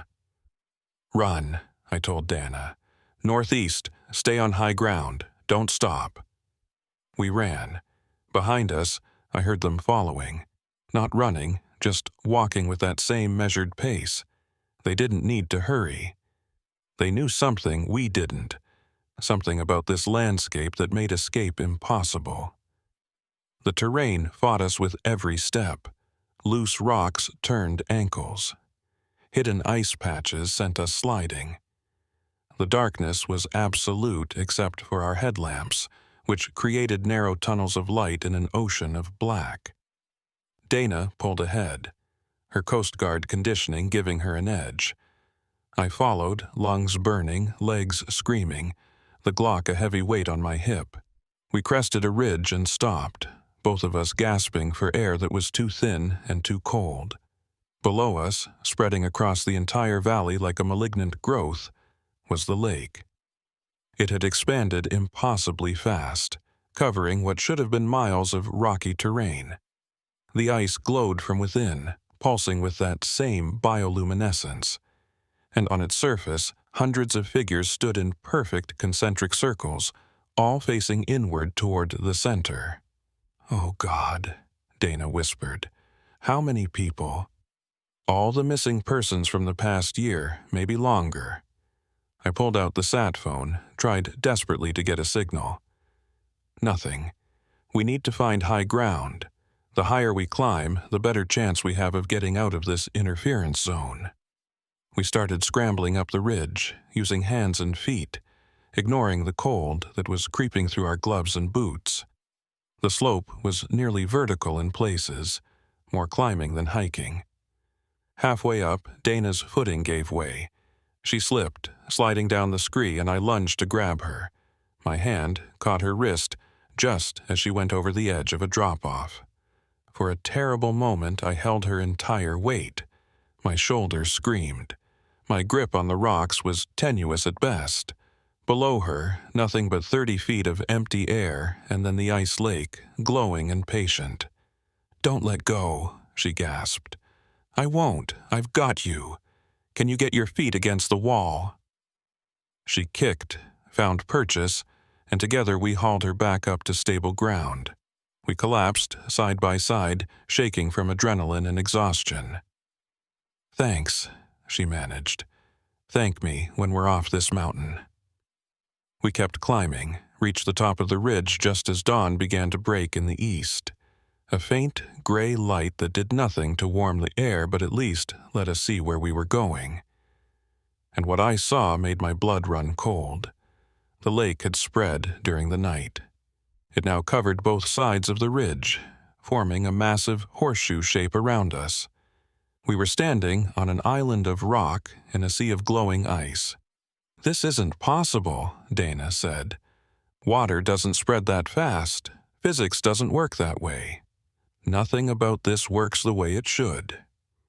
I checked the sat phone one more time.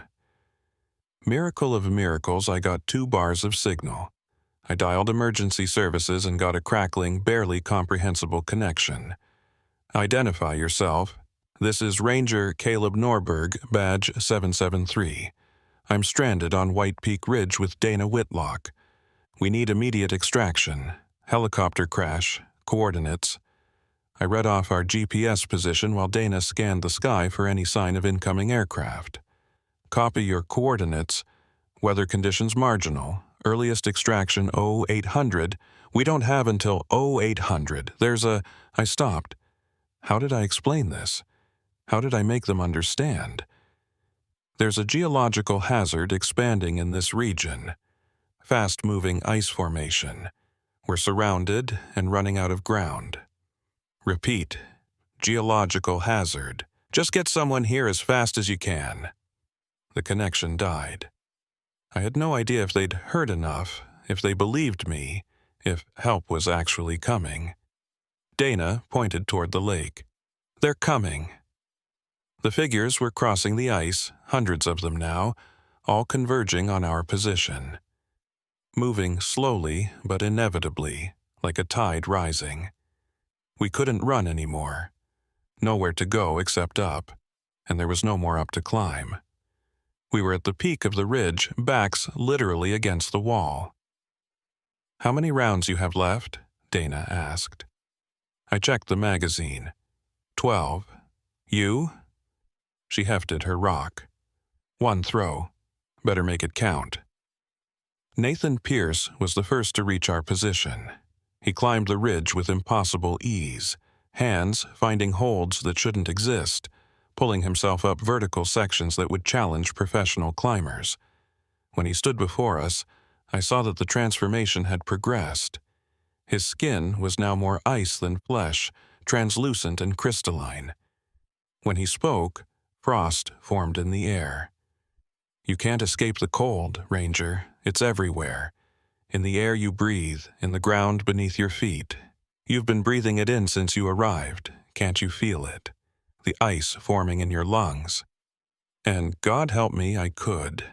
A tightness in my chest, a crystalline coldness that had nothing to do with the temperature.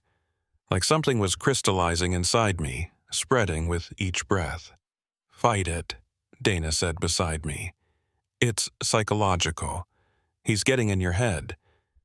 But when I looked at her, I saw frost forming on her eyelashes, her lips turning faintly blue. We were both being affected, both transforming slowly into whatever these people had become. "Last chance," Nathan said. "Come with us willingly. The transformation is easier if you don't fight. If you resist, the ice takes you anyway, but the process is unpleasant." I raised the Glock, aimed at his chest. "Come any closer and I'll shoot." "Go ahead, see what happens." I fired once. The bullet hit him center mass, passed clean through, and came out the other side. No blood, no reaction, just a hole in his torso that sealed itself immediately with fresh ice. "Bullets are for warm things," Nathan said. "For flesh and blood, we're neither anymore." The other figures reached the top of the ridge, surrounding us in a loose circle. Too many to shoot, too many to fight. Dana grabbed my hand, and I felt her shaking. Whether from fear or from the cold spreading through our bodies, I couldn't tell. This was it. This was where it ended.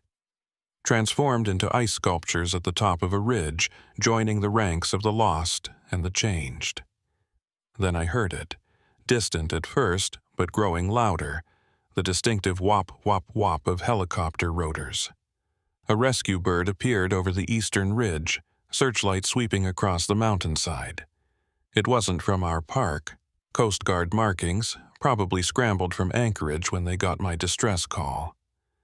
The figures turned toward the sound, and for the first time, I saw something like uncertainty in their movements. The helicopter represented the warm world, the world of machines and fuel and human technology. It was anathema to what they'd become. "Now!" I shouted to Dana, "while they're distracted!"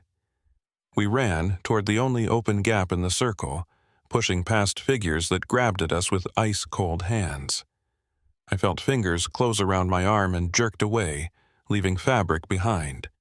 The helicopter was circling, trying to find a place to set down. There wasn't one. The terrain was too rough, the space too limited. But they lowered the rescue basket anyway, the winch operator hanging out the door, shouting instructions we couldn't hear over the rotors. We reached the edge of the ridge as the basket touched down 30 feet away. The figures were recovering from their shock, turning back toward us with renewed purpose. I covered Dana while she ran for the basket. She grabbed it, climbed in, signaled for lift. The winch pulled her up, but too slowly. The basket rising inch by inch while Nathan Pierce and the others closed the distance. 20 feet. 15, 10. Dana cleared the ridge, and the basket descended again for me. I started running, but my legs weren't responding right. The ice in my lungs had spread, making each breath a struggle. My vision was blurring, frost forming on my corneas. 5 feet from the basket, Nathan caught up to me. His hand closed around my ankle like a frozen manacle. "You're already one of us," he said. "Can't you feel it? The cold is in your bones now. Fighting just makes it worse." I kicked backward with my free leg, connected with his face. It felt like kicking a concrete wall, but the impact surprised him enough that his grip loosened. I lunged for the basket, caught the rim, pulled myself in. The winch engaged, hauling me up just as more figures reached my position. Hands grabbed at my boots, trying to pull me back down. Then we cleared the ridge and I was rising into open air, the mountain falling away below me. The winch operator dragged me into the helicopter's cargo bay, slammed the door shut. "Got both of you," he shouted over the rotors. "Pilot's taking us straight to Fairbanks General. You both need medical attention." I collapsed against the bulkhead, chest heaving, trying to process what had just happened. Dana was across from me, wrapped in a thermal blanket, eyes wide with shock. As we gained altitude, I looked down one last time at White Peak Ridge. The figures were still there, standing in their circle, watching us leave. And beyond them, the lake spread across the valley like a cancer, glowing with that terrible bioluminescence. We'd escaped, but hundreds of others hadn't, and that lake was still growing. The hospital kept us for 3 days. Severe hypothermia, they said. Minor frostbite on my fingers and toes. Psychological trauma that would require ongoing counseling. Standard procedure for mountain rescue survivors. They didn't understand that what we had wasn't standard anything. Dana was released a day before me. She came to my room before checking out, looking thinner and older than she had a week ago. "I filed my report," she said, told them everything. The lake, the figures, the transformation. They think I'm suffering from altitude-induced psychosis combined with trauma from the crash. Same with mine. Tom Kerrigan suggested I take a medical retirement. Said the stress of the job had clearly gotten to be too much. "Are you going to?" I thought about it. About the easy answer, the safe answer. Take the retirement, move somewhere far from mountains and ice, try to forget everything I'd seen. But I knew I couldn't. Not with that lake still growing, still transforming people, still spreading across the mountain like a malignant growth. "No," I said. "Someone has to keep watching. Someone has to warn people before they wander into that valley and don't come back." Dana nodded slowly. "I've been thinking the same thing. I can't fly for the park anymore. They grounded me, pending psychiatric evaluation. But I've got my own helicopter, my own fuel. No one can stop me from doing private aerial surveys of that region. We'd be violating about 50 regulations. Good thing we're both too stubborn to care about regulations." She pulled out a tablet, showed me a satellite image of the northwestern sector. "Look at this. Thermal imaging from yesterday. The lake's grown another half-mile. At this rate, it'll reach inhabited areas within a month." I stared at the image, seeing the cold blue signature of the lake spreading like ink across the landscape. We need evidence. Real, undeniable proof that will force them to take action. How? Testimony from people they think are crazy isn't going to cut it. Water samples. If we can get samples from the lake and from normal sources, compare them in a lab, show that something fundamentally different is happening to the water chemistry, they'd have to investigate then. It's a long shot. Better than sitting here watching it spread. Dana stood, offered her hand. "Partners?" I shook it. Her grip was strong, steady, but I noticed the faint blue tinge to her fingernails. The same tinge I saw when I looked at my own hands. We were both infected, both transforming slowly into whatever those people on the ice had become. Maybe we had weeks, maybe months.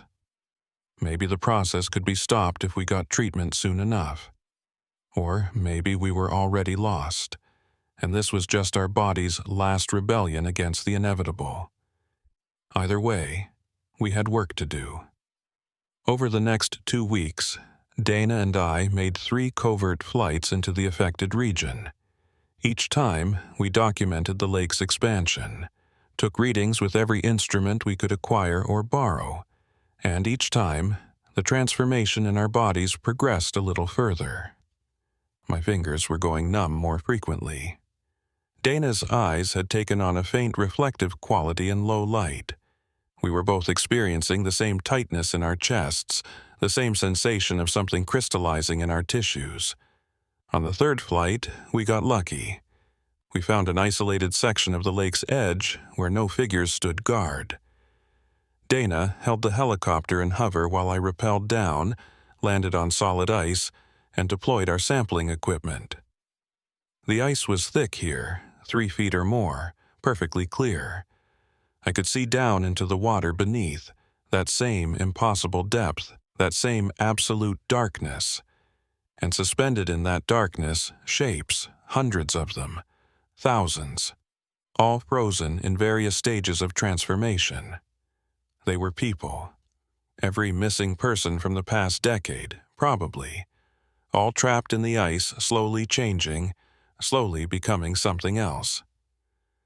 I collected the samples with shaking hands, sealed them in sterile containers, and signaled for extraction. As the winch pulled me up, I saw movement below. One of the frozen figures had opened its eyes, milky white, no iris, no pupil. It looked directly at me and smiled. We rushed the samples to a private laboratory in Anchorage, paid extra for expedited analysis. The results came back 48 hours later, and they were everything we'd hoped for and feared. The water from the lake wasn't water, not entirely. It was a complex crystalline structure that the lab couldn't identify, something between ice and liquid, maintaining properties of both states simultaneously. The molecular structure showed patterns that were almost organic, almost like DNA, but not quite. And it was spreading. The samples we'd collected had contaminated their containers, converting the normal water we'd used as controls into more of the same crystalline substance. We had our proof. We took it to every authority we could think of: the National Park Service, the EPA, the CDC, even FEMA. Each one reviewed our evidence, thanked us politely, and filed it away as the work of 2 traumatized rescue workers suffering from shared delusions. The official position was that the satellite imagery showed natural lake expansion due to glacial melt. The water samples were contaminated during collection. Our testimony was the result of altitude sickness and hypothermia. Case closed. Move along. Nothing to see here. 3 weeks after our last flight, Tom Kerrigan called me. His voice was tight, controlled, the way it got when he was delivering bad news. "Norberg, we've got a situation. Tourist party went missing in the White Peak region. 10 people, all experienced hikers. Their GPS tracker shows them right at the edge of where you claimed that lake was. Send a recovery team, now, before..." "We did, 6 hours ago. They haven't reported back. Radio's dead, sat phone isn't responding. It's like they just vanished." I closed my eyes, saw those frozen figures under the ice, saw Nathan Pierce's empty smile, saw the lake spreading across the valley, patient and inexorable. "How many people have we lost total?" I asked. "In that region, over the past year, 47 confirmed missing. But if you count the recovery team..." He trailed off. "Norberg, what the hell is happening up there? The truth, something old is waking up, something that was frozen for millions of years and is thawing out. And it's converting everything it touches into more of itself. That's not possible. 6 months ago, I would have agreed with you. Now?" I looked at my hands, saw the translucent quality spreading up from my fingernails. Now, I'm not sure what's possible anymore. Tom was quiet for a long moment. "What do we do?" "Evacuate everyone within a 20-mile radius. Close that entire sector. Don't let anyone in.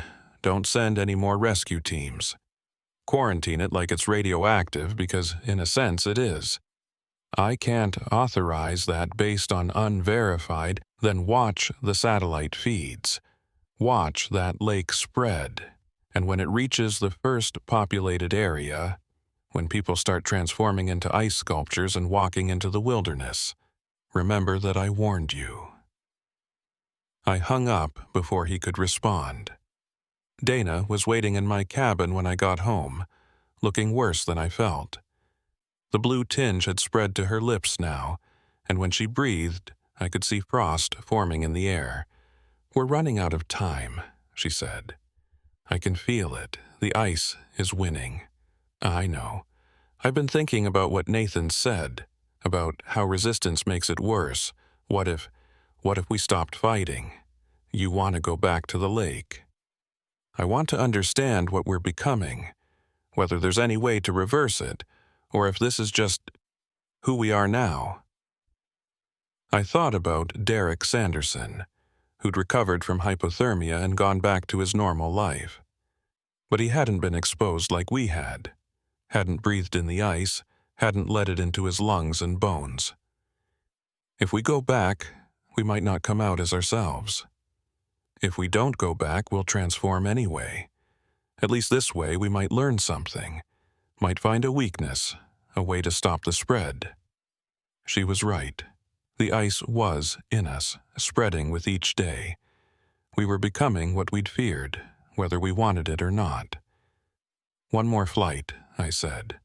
"We go to the lake. We try to understand what's happening. And if we can't stop the transformation, at least we document everything. Leave a record for whoever comes after." We flew out the next morning, Dana pushing the helicopter hard, ignoring the instrument warnings and the grinding sound coming from the engine that had never been properly repaired. The lake was visible from 10 miles away now, a massive expanse of glowing ice that covered the entire northwestern sector. Dana set us down on a stable outcrop overlooking the lake. We climbed out, and I felt the pull immediately. The same gravitational tug I'd experienced before, trying to draw me toward the ice. The figures were there, waiting. Nathan and the woman and hundreds of others, all standing in concentric circles around the lake's center. When they saw us, they didn't move or speak, just watched with those reflective eyes. "Last chance to turn back," I told Dana. "No turning back. Not for either of us." She started walking toward the lake, and after a moment's hesitation I followed. We walked past the circles of transformed people, none of whom tried to stop us. They just watched, patient and knowing, as we approached the lake's edge. The ice here was so clear it was almost invisible. Looking down, I could see the frozen figures suspended in the depths, the tourists, the rescue team, dozens of others I didn't recognize, all trapped in various stages of transformation. And below them, deeper in the ice, I saw something else, something vast and old and utterly alien, a shape that was almost tentacular, almost crystalline, almost organic, but fundamentally none of those things. "There," Dana whispered. "That's what's been doing this. That's the old cold Nathan talked about." It was waking up. I could see it moving slowly, extending pseudopods of ice and consciousness through the water, converting everything it touched. And as I watched, I felt it notice us, felt its attention turn toward the surface, toward the two warm things standing at the edge of its domain. "We need to go," I said. "Now, before the ice cracked beneath our feet. Not violently, not a collapse, just a smooth, intentional opening, like the lake was inviting us in." Dana grabbed my hand as we fell through into water that wasn't water, into darkness that wasn't dark. The cold hit like a physical blow, but instead of pain, I felt clarity, understanding. The ice showed me things, revealed truths about the world that warm-blooded creatures could never comprehend. I saw the history of this mountain, the cycles of freeze and thaw spanning millions of years. Saw the thing that lived here, not a creature but a process, a force of nature as fundamental as gravity or time. It had been dormant for eons, trapped in permafrost, waiting for the climate to shift enough to let it wake. And now it was awake, and it was doing what it had always done, converting heat into cold, life into stasis, chaos into crystal order. We were part of that process now. The ice was rewriting us at a molecular level, optimizing us for the coming age. An age where the old cold would spread across the planet, where temperatures would drop and glaciers would advance and everything warm would either adapt or die. I felt Dana beside me, transforming in tandem.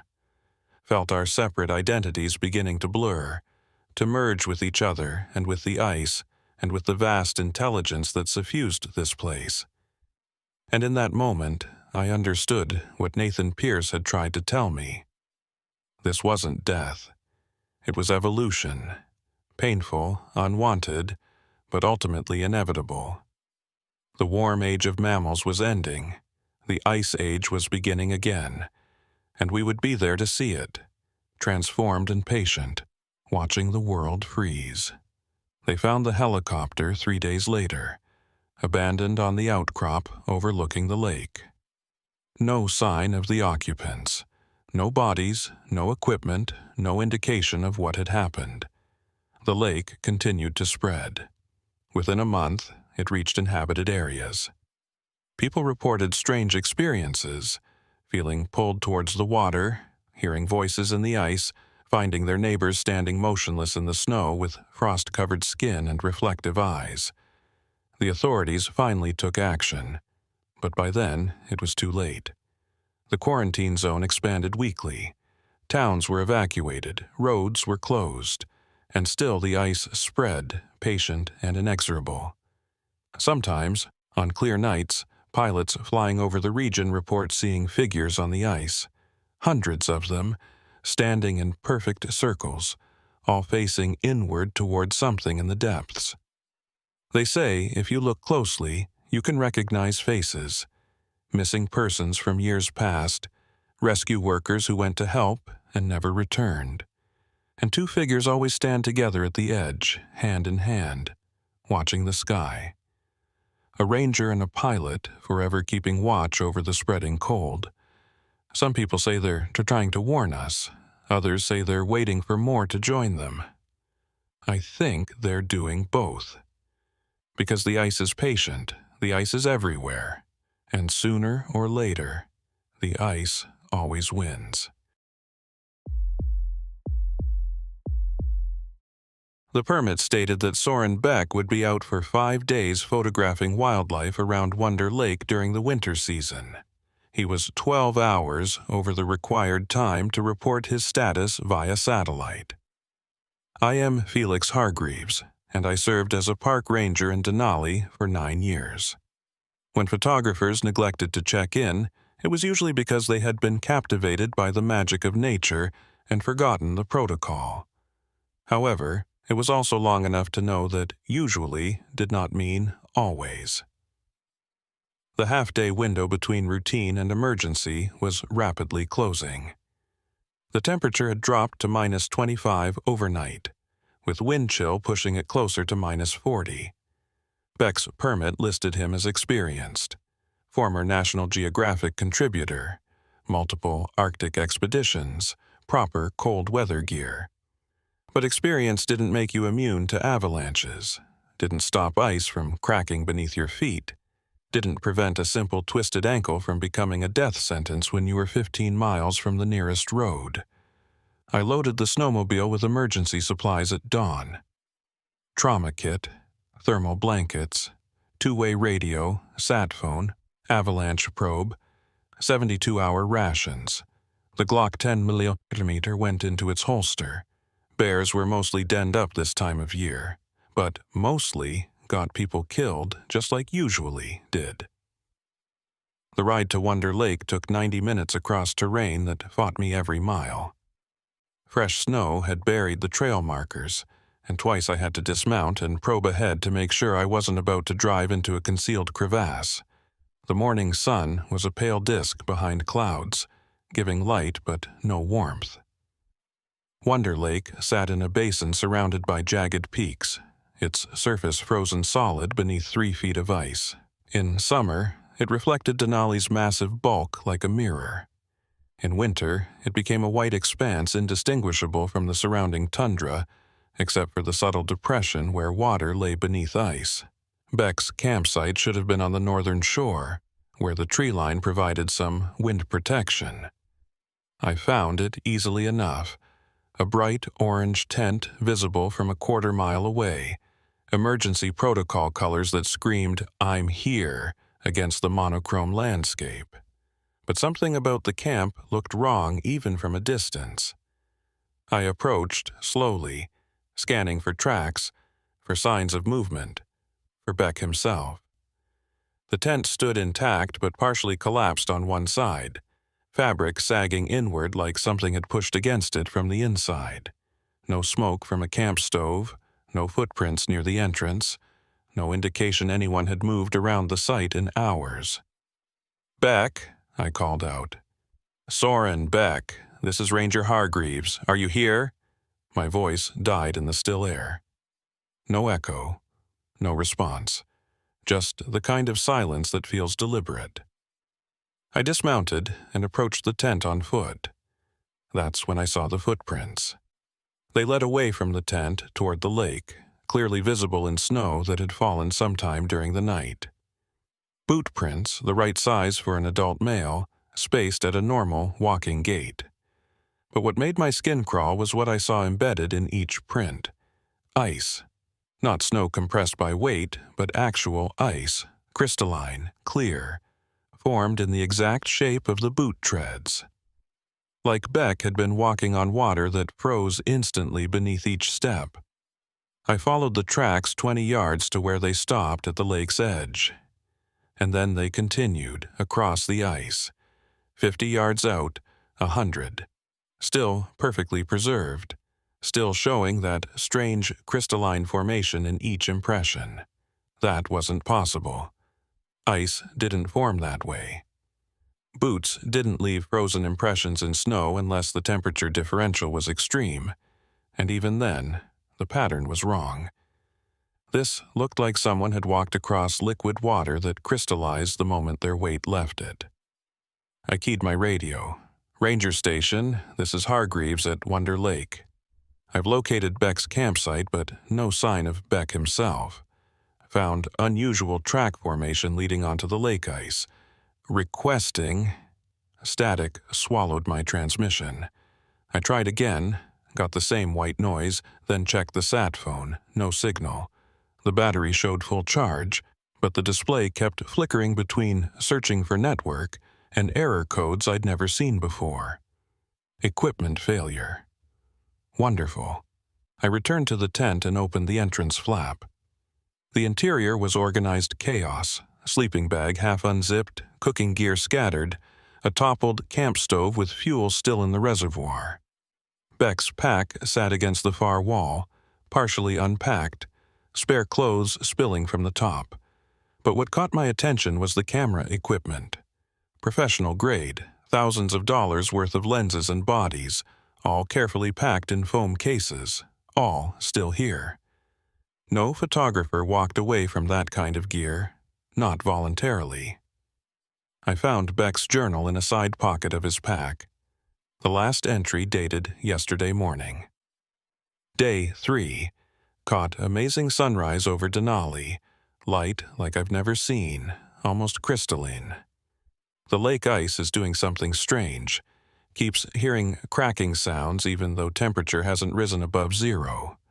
Wildlife scarce. No moose, no ptarmigan, nothing. Too quiet. Planning to investigate the lake's south shore this afternoon. Surface looks different there. Almost luminous in certain angles. Below that, in shakier handwriting, a second entry with no timestamp. Can't stop thinking about the ice. The patterns in it. They look intentional. Geometric. Like someone designed them. Need to photograph this. Need to document before it changes. That was it. No indication of distress. No mention of illness or injury. Just a photographer obsessed with unusual ice formations. I stepped back outside and studied the lake. From this angle, in the flat morning light, it looked completely normal. just frozen water, wind-scoured and blank. But Beck had seen something that drew him out onto the ice. The footprints were still there, leading outward in a straight line. I followed them on foot, testing the ice carefully with each step. It was solid, thick enough to support a snowmobile. But every 20 feet or so, I'd hear a sound, a soft crack, a groan of shifting ice, the kind of noise that made your hindbrain scream danger. At 100 yards from shore, I found Beck's camera. It was a professional DSLR with a telephoto lens, expensive equipment now partially buried in the ice. Not sitting on top of it, but embedded in it, like the ice had melted and then refrozen around the camera body. I knelt and tried to pull it free. The ice held firm. I could see the camera's display screen through the crystal-clear ice, still showing the last image Beck had captured. It was a photograph of the ice itself, a close-up showing the surface in extreme detail. And in that detail, I saw what Beck must have seen: patterns. Crystalline structures that were too regular, too precise to be natural. They formed spirals and fractals, geometric designs that looked almost like writing in a language made of frozen water. I pulled out my own phone and photographed the camera screen through the ice, zooming in to capture as much detail as possible. The patterns were mesmerizing, drawing the eye inward, deeper into the spiral formations. I caught myself staring and had to forcibly look away. That's when I noticed my breath wasn't fogging anymore. I was breathing normally, lungs pulling in air at -25, but no vapor was forming when I exhaled. The air around me felt warmer somehow, despite the temperature reading on my gear showing no change. Something was wrong with this place. Wrong in a way that had nothing to do with weather or wildlife or any normal backcountry hazard. Beck's footprints continued past the camera, heading toward the center of the lake. I marked the camera's position with a bright orange flag, then kept following. 200 yards out, the ice changed. The surface here was different, clearer, smoother, almost like glass. And beneath it, I could see down into the water. Should have been murky, full of sediment and algae. But instead it was crystalline, transparent to impossible depths.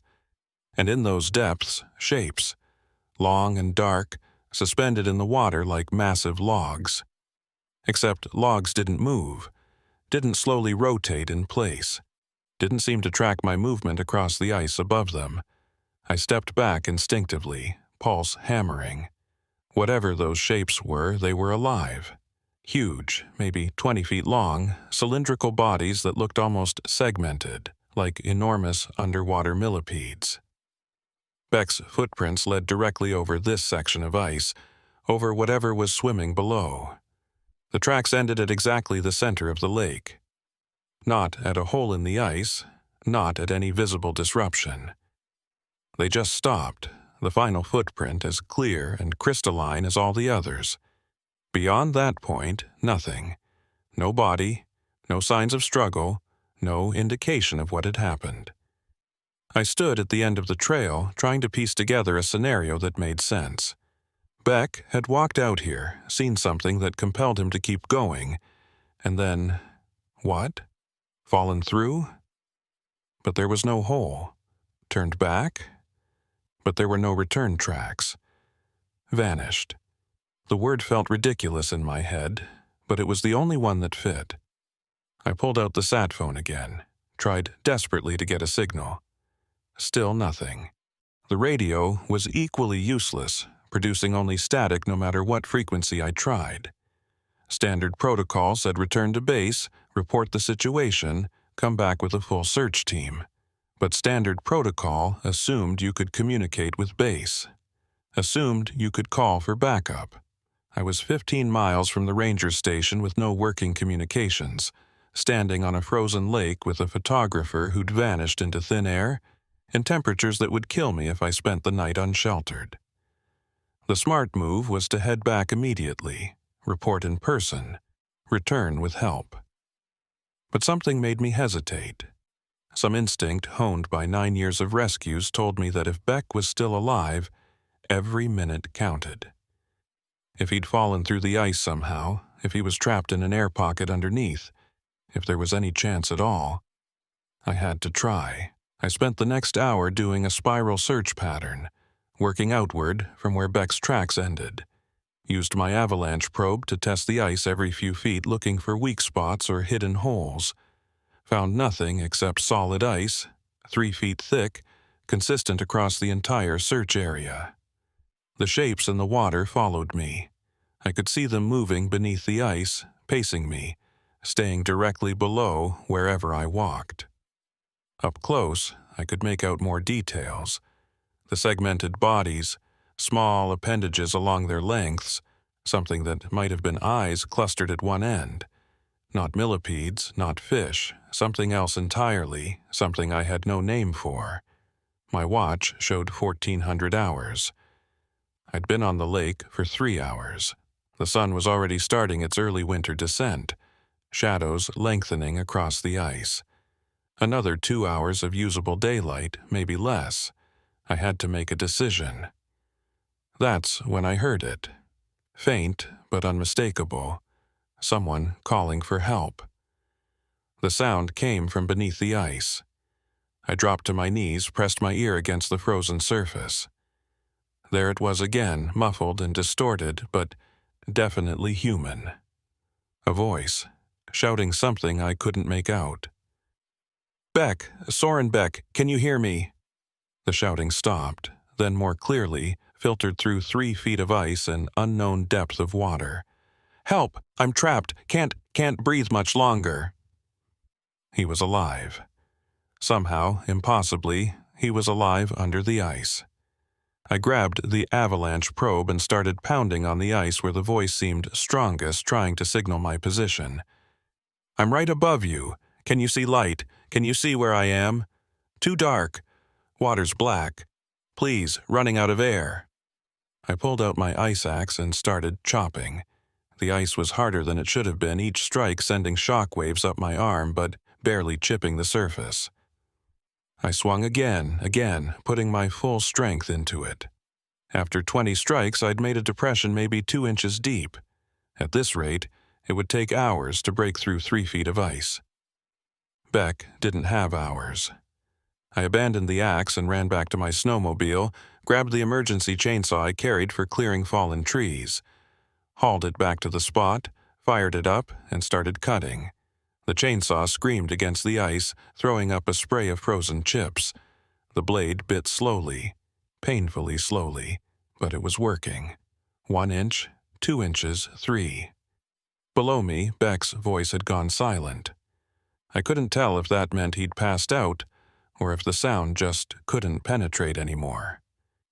Keep cutting, don't think, keep cutting. At 18 inches deep, the chainsaw's blade caught on something and died. I tried to restart it, got nothing. The motor had frozen, seized by the extreme cold and the strain of cutting through ice harder than any ice should be. I went back to the axe, widening the hole the chainsaw had started. My shoulders screamed. My hands ached even through the insulated gloves. But I kept swinging, kept chopping, because Beck was down there and I was his only chance. 24 inches. 26, 28. At 30 inches, the ice beneath me cracked. Not where I was cutting, but in a circle around me. A perfect geometric shape maybe 10 feet in diameter. The crack spread with the sound of gunshots, spiderwebbing outward in those same crystalline patterns Beck had photographed. I tried to step back, but the section of ice I was standing on tilted. Water surged up through the widening cracks, black and impossible cold. Then the ice gave way completely, and I plunged into darkness. The cold hit like a physical assault, driving the air from my lungs, seizing every muscle. I thrashed instinctively, trying to orient myself in water so dark I couldn't tell up from down. My heavy parka and boots were already pulling me deeper, waterlogged and impossibly heavy. Then hands grabbed me. Human hands, though the grip was weak, fumbling. Up. Beck's voice barely a whisper. Swim up. I couldn't see him, couldn't see anything, but I felt him pushing me upward. I kicked, fought against the weight of my gear, lungs screaming for air. My head broke the surface and I gasped, treading water in the hole I'd fallen through. Beck surfaced beside me, face pale as death, lips blue, eyes barely focused. He was conscious but clearly hypothermic, movements sluggish and uncoordinated. Grab. Edge, he managed. Pull. Yourself. But the edge of the hole was smooth ice. Nothing to grip. Every time I tried to pull myself up, my gloves slid off the surface. The water was so cold it felt like knives stabbing into every nerve. I had maybe 2 minutes before hypothermia took me. Maybe less. My pack, I told Beck. Rope in the side pocket. Can you get it? The pack had fallen in with me, now floating nearby. Beck swam to it with agonizing slowness, fumbled with the zipper. His hands weren't working right, fingers too stiff to grip. I took over, numb fingers somehow managing to open the pocket and pull out the coiled rope. I swung one end toward the solid ice beyond the hole's edge, but it slid back each time, finding no purchase. We were going to die here, in this black water, under this impossible ice, both of us drowning together because I'd been stupid enough to stand in one place too long. Then something moved beneath us, one of those segmented shapes rising from the depths. I felt it brush against my leg, felt something hard and cold like chitin or bone. Beck made a sound between a whimper and a scream. The creature, because that's what it was, not a log, not a natural formation, circled us slowly. Then it surfaced, and I saw it clearly for the first time. It looked like nothing that should exist. A body made of interlocking plates of ice, crystalline and translucent. Appendages that were part leg, part fin, moving with fluid grace. And at the front, a cluster of structures that might have been eyes, reflecting our headlamps like mirrors. It studied us. I swear to God, it studied us with something approaching intelligence. Then it dove, and I felt displacement as it swam beneath us. The water churned, and something solid touched my boot. The creature's back, pushing upward. It's helping, Beck whispered, barely coherent. Get on its back. This was insane. This was hypothermia causing hallucinations. But when the creature surfaced again, right beside us, its plated back broke through the water level and held steady, offering itself as a platform. I didn't have time to question. I grabbed Beck and hauled him onto the creature's back, then pulled myself up beside him. The ice-plated surface was solid, freezing, but it was out of the water. The creature began swimming, carrying us toward the edge of the hole. When we reached solid ice, it held position long enough for us to scramble off, then dove again and vanished into the black water. I didn't process what had just happened. Couldn't process it. Just focused on the immediate problem. We were both soaking wet in minus 25-degree weather, which gave us maybe 10 minutes before deadly hypothermia set in. Tent, I managed through chattering teeth. Get to tent. We ran. Stumbled, really, both of us barely able to coordinate our limbs. The shore seemed impossibly far, but we kept moving, driven by pure survival instinct. We reached Beck's tent, and I tore it open, shoving him inside. My emergency kit was back at the snowmobile, but Beck had gear here. Sleeping bags, spare clothes, chemical heat packs. I stripped off his wet outer layers, doing the same for myself. My fingers so numb I could barely work the zippers. Chemical heat packs went into the sleeping bags. I forced Beck into one bag, climbed into the other, pulled them close together to share body heat. Then waited, shivering violently while the heat packs slowly did their work. It took 20 minutes before I could feel my fingers again, 30 before Beck's shivering started to decrease, an hour before either of us could speak in complete sentences. What? Beck's voice was hoarse, damaged. What was that thing?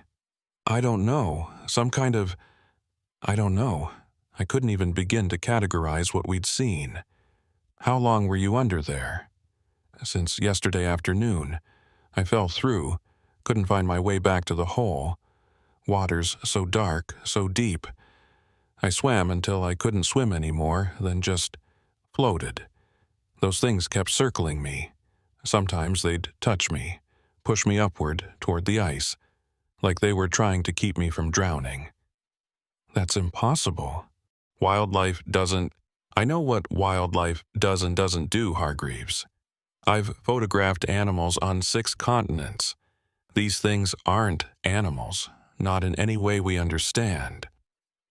I thought about the creature that had carried us to safety. Thought about the geometric patterns in the ice. The way Beck's footprints had frozen crystalline. The shapes moving beneath the surface. Your journal said the ice looked intentional, designed. Because it is. I spent hours photographing it before I fell through. The patterns aren't random, they're structures. Complex, mathematical structures. And they're growing, spreading across the entire lake surface. He reached past me, grabbed his waterproof camera case. Somehow it had survived his submersion. He powered on the display and showed me hundreds of photos, all of the ice, all showing those same spiral patterns in increasingly complex arrangements.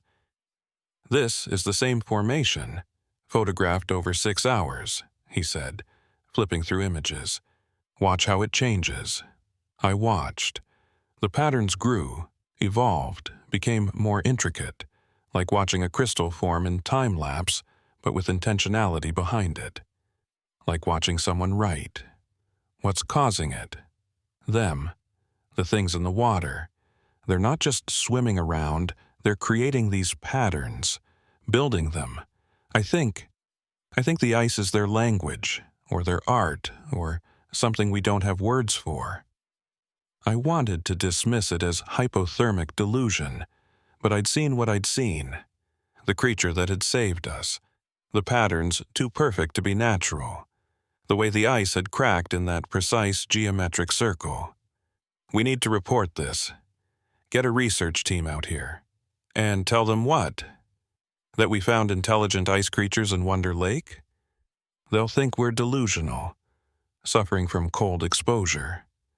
Then we show them the photos, the evidence. Beck laughed, a bitter sound. I've been photographing anomalies for 20 years, Hargreaves. Strange lights, unusual animal behavior, geological formations that don't match known patterns. You know how many times anyone has taken my evidence seriously? 0. They always find explanations. Atmospheric phenomena, misidentified species, natural processes we don't fully understand yet. This is different. Is it?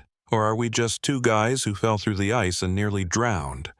Our brains cooking up elaborate explanations for survival instinct and lucky breaks. I didn't have an answer for that. The rational part of my brain was already trying to recontextualize what I'd experienced. The creature was probably just a large fish or marine mammal, distorted by dark water and panic. The geometric patterns were natural crystal formation, given meaning by pattern-seeking human minds. The way we'd survived was luck and adrenaline, nothing more. But I didn't believe that. Couldn't make myself believe it. Outside the tent I heard something. A sound like ice cracking, but rhythmic, regular. Beck heard it too. We exchanged a glance, then I carefully unzipped the tent entrance and looked out. The lake was glowing, not with reflected light, but with its own luminescence. The entire frozen surface pulsed with soft blue radiance, and in that light, the geometric patterns were clearly visible. They covered the ice from shore to shore, spiral formations and fractal branches spreading like neurons in a vast frozen brain. And the creatures, there were dozens of them now, visible through the transparent ice, swimming in synchronized patterns that mirrored the designs on the surface above. "They're communicating," Beck whispered beside me. "Look at the patterns. They change when the creatures move. It's a responsive system. The ice shows what the creatures are thinking or saying or something." I watched for 5 minutes, mesmerized despite myself. The patterns did shift in response to the creatures' movements, new formations appearing, old ones dissolving. It looked almost like a conversation, ideas forming and reforming in frozen crystal. Then, slowly, a new pattern began to emerge near the shore, directly in front of our tent. It started as a simple spiral, then elaborated, became more complex, formed shapes that looked almost like letters in an alien alphabet. Beck grabbed his camera, started photographing frantically. "They're trying to communicate with us, specifically with us." "You don't know that." "Then why is the pattern forming right here, right in front of where we're watching?" I had no answer. We watched the pattern grow, become more elaborate. Whatever message the creatures were trying to convey, it was beyond my comprehension. The shapes meant nothing to me, just beautiful geometry with no translation key. After 10 minutes, the glowing faded. The patterns remained, frozen in the ice, but the luminescence died away. The creatures descended into deeper water, disappearing from view. Beck lowered his camera, face pale in the darkness. "We need to stay. Document this properly. This could be the most important discovery since—" "We need to leave," I interrupted. "Right now, before we freeze to death or fall through the ice again." "But the evidence, you have photos, hundreds of them. That's evidence enough. But if we stay here, we're risking our lives for something we don't understand and can't control." He wanted to argue. I could see it in his face, the photographer's obsession with capturing the perfect image warring with basic survival instinct. Finally, survival won. "Okay, we leave at first light." "We leave now. I'm not spending another night on this lake." We packed quickly, gathering essential gear and abandoning anything we could do without. My snowmobile was still functional, and Beck's tent was light enough to strap to the back.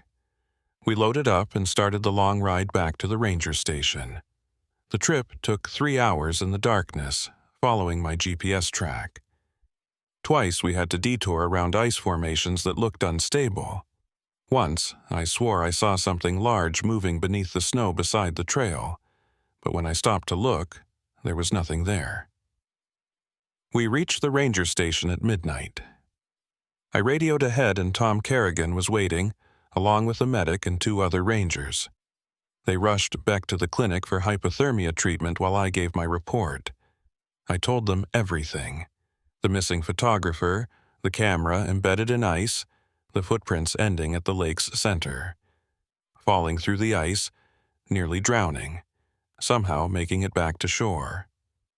I didn't mention the creatures, didn't mention the geometric patterns, or the glowing ice, or the thing that had carried us to safety. Those details I kept to myself, watching Kerrigan's face to see if he believed even the sanitized version. "You're lucky to be alive," he said finally. "Both of you. That lake should have killed you." "I know. We'll send a team out at first light, recover your equipment, document the site. You're on medical leave until the doctor clears you." I nodded, too exhausted to argue. They put me in a recovery room, piled me with heated blankets, forced hot liquids down my throat. I slept for 12 hours straight, dreaming of geometric patterns and creatures made of ice. When I woke, Beck was sitting beside my bed. "They don't believe us," he said without preamble. "The recovery team went out, found the lake completely normal. No glowing, no patterns, just regular ice. They found your chainsaw and avalanche probe, confirmed you'd tried to cut through the ice. But there's no hole. The ice is refrozen, smooth, and uniform. What about the camera? My camera embedded in the ice? Gone. The team couldn't find it. They think the ice might have shifted, buried it deeper. They want to bring specialized equipment out in the spring, do a more thorough search when the ice melts. I pulled out my phone, brought up the photo I'd taken of Beck's camera screen through the ice. The image was there, but it had changed. The geometric patterns were gone, replaced by random ice crystal formations. Like someone had edited the photo to remove the evidence. Except I knew no one had touched my phone. "Your photos?" I asked. Beck pulled out his camera, showed me the display. Hundreds of images of Wonder Lake, all of them showing normal ice, normal water, normal winter landscape. The geometric patterns had vanished from every single frame. "I don't understand," he whispered. "I saw them. I photographed them. They were there. Maybe," I searched for an explanation that made sense. "Maybe the extreme cold affected the equipment, created artifacts in the images that looked like patterns, but weren't really there. And the creatures, the thing that saved us? Hypothermia causes hallucinations, shared delusions between people in the same stressful situation. It's documented." Beck looked at me with something like betrayal. "You're going to let them explain this away, pretend it didn't happen. I'm going to survive it, which means accepting the most rational explanation and moving on. The rational explanation is that something impossible is living in Wonder Lake. Something intelligent, something that communicates through ice formations, something that saved our lives when it could have just let us drown. The rational explanation is that we survived a near-death experience and our brains filled in the gaps with fantastical details. That's what I'm putting in my official report. What you put in yours is up to you." He stood, face hard. "I thought you were different. Thought you actually cared about the truth. I care about staying employed, about not being labeled as unstable and losing my job, about being able to help people who need help, which requires maintaining my credibility, at the cost of ignoring the most significant discovery of our lives, at the cost of staying sane." He left without another word. I heard later that he'd refused all medical treatment beyond basic hypothermia management, demanded his gear back, and driven to Anchorage the same day. His official statement corroborated mine, fell through the ice, managed to escape, no other unusual circumstances. The investigation concluded that we'd both been lucky to survive a dangerous but ultimately mundane accident. The lake was placed off limits for the rest of winter due to unstable ice conditions, but no further research was authorized. Life went back to normal. I returned to my patrol schedule, responded to emergencies, helped tourists who wandered too far from marked trails. Everything just like before.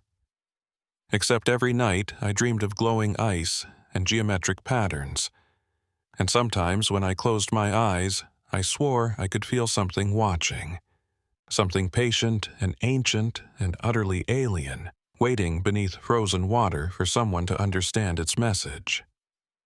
3 months passed. Winter gave way to early spring, and Wonder Lake's ice began to thin, turning from white to gray, to the dangerous translucence that kills unprepared hikers every year. I stayed away from that sector, found excuses to assign other rangers to patrols near the lake. But I couldn't stop thinking about it. Beck's photos haunted me. Not the final versions that showed normal ice, but the ones I'd seen on his camera before they changed. Those geometric patterns, complex and intentional, that had looked almost like writing. I started researching in my off hours, pulled up geological surveys of Wonder Lake going back decades. Found something interesting. The lake was unusually deep for its size, with several unmapped underwater cave systems feeding into it from below. The water temperature stayed constant year-round, several degrees warmer than it should be, suggesting geothermal activity. But more interesting were the old reports. From the 1970s, a team of biologists had attempted a comprehensive survey of the lake's ecosystem. They'd noted unusual sonar readings, large objects moving at depths that shouldn't have contained anything bigger than lake trout. Their final report was never published, and the lead researcher had retired suddenly, refusing to discuss the project. In the 1950s, a fishing guide reported seeing strange lights beneath the ice and finding geometric frost patterns on the lake surface that looked like writing in a language nobody knew. He was dismissed as a drunk and a storyteller. The patterns were attributed to natural crystal formation. Going back further, native accounts from the area spoke of a thinking water that showed visions to those who spent time near it. The lake was considered sacred, forbidden to most people, a place where the boundary between physical and spiritual became thin. Different cultures, different contexts, but the same basic story. Wonder Lake was strange. Wonder Lake was different. Wonder Lake contained something that didn't fit normal categories. I compiled everything into a private document, showed it to no one. What was the point? The official position was that Beck and I had experienced hypothermic hallucinations. Any attempt to push the issue would just flag me as unstable. Then, in early April, I got a call from an unlisted number. Ranger Hargreaves, this is Dr. Sarah Molina from the Institute for Arctic Research. I need to speak with you about Wonder Lake, in person, if possible. I don't know what you're talking about. Please, I've read your official report. I've also spoken with Soren Beck. He showed me his original photo files, the ones before they were altered. I believe you experienced something significant. The photos weren't altered. They just showed normal ice crystal formations that we misinterpreted due to stress. Mr. Hargreaves, I'm not trying to discredit you or question your judgment. I'm trying to understand what you found, because you're not the first person to report unusual phenomena at Wonder Lake. You're just the most recent. That got my attention. Who else? Can we meet? I'm in Fairbanks. I can drive to your station tomorrow. I should have said no. Should have maintained the official story, protected my career, stayed in my lane. Tomorrow at 10, I said. Bring everything you have. Dr. Molina arrived exactly on time, driving a rental SUV packed with equipment cases. She was mid-40s, weathered in the way of career field researchers, wearing practical outdoor gear and carrying herself with the confidence of someone who'd spent years in remote locations. We met in my cabin, away from the main ranger station. She spread her materials across my kitchen table. Reports, photographs, sonar images, water samples in sealed containers. I've been studying Wonder Lake for 6 years, she said. Initially as part of a climate research project, monitoring temperature and ice formation patterns. But I kept finding anomalies, water that didn't freeze at the temperature it should. Sonar readings showing large biomass at depths where nothing should survive. And these, she showed me photographs from underwater cameras. Grainy, dark images that showed segmented shapes moving through black water. They looked exactly like the creatures Beck and I had seen. What are they? I don't know. They don't match any known species.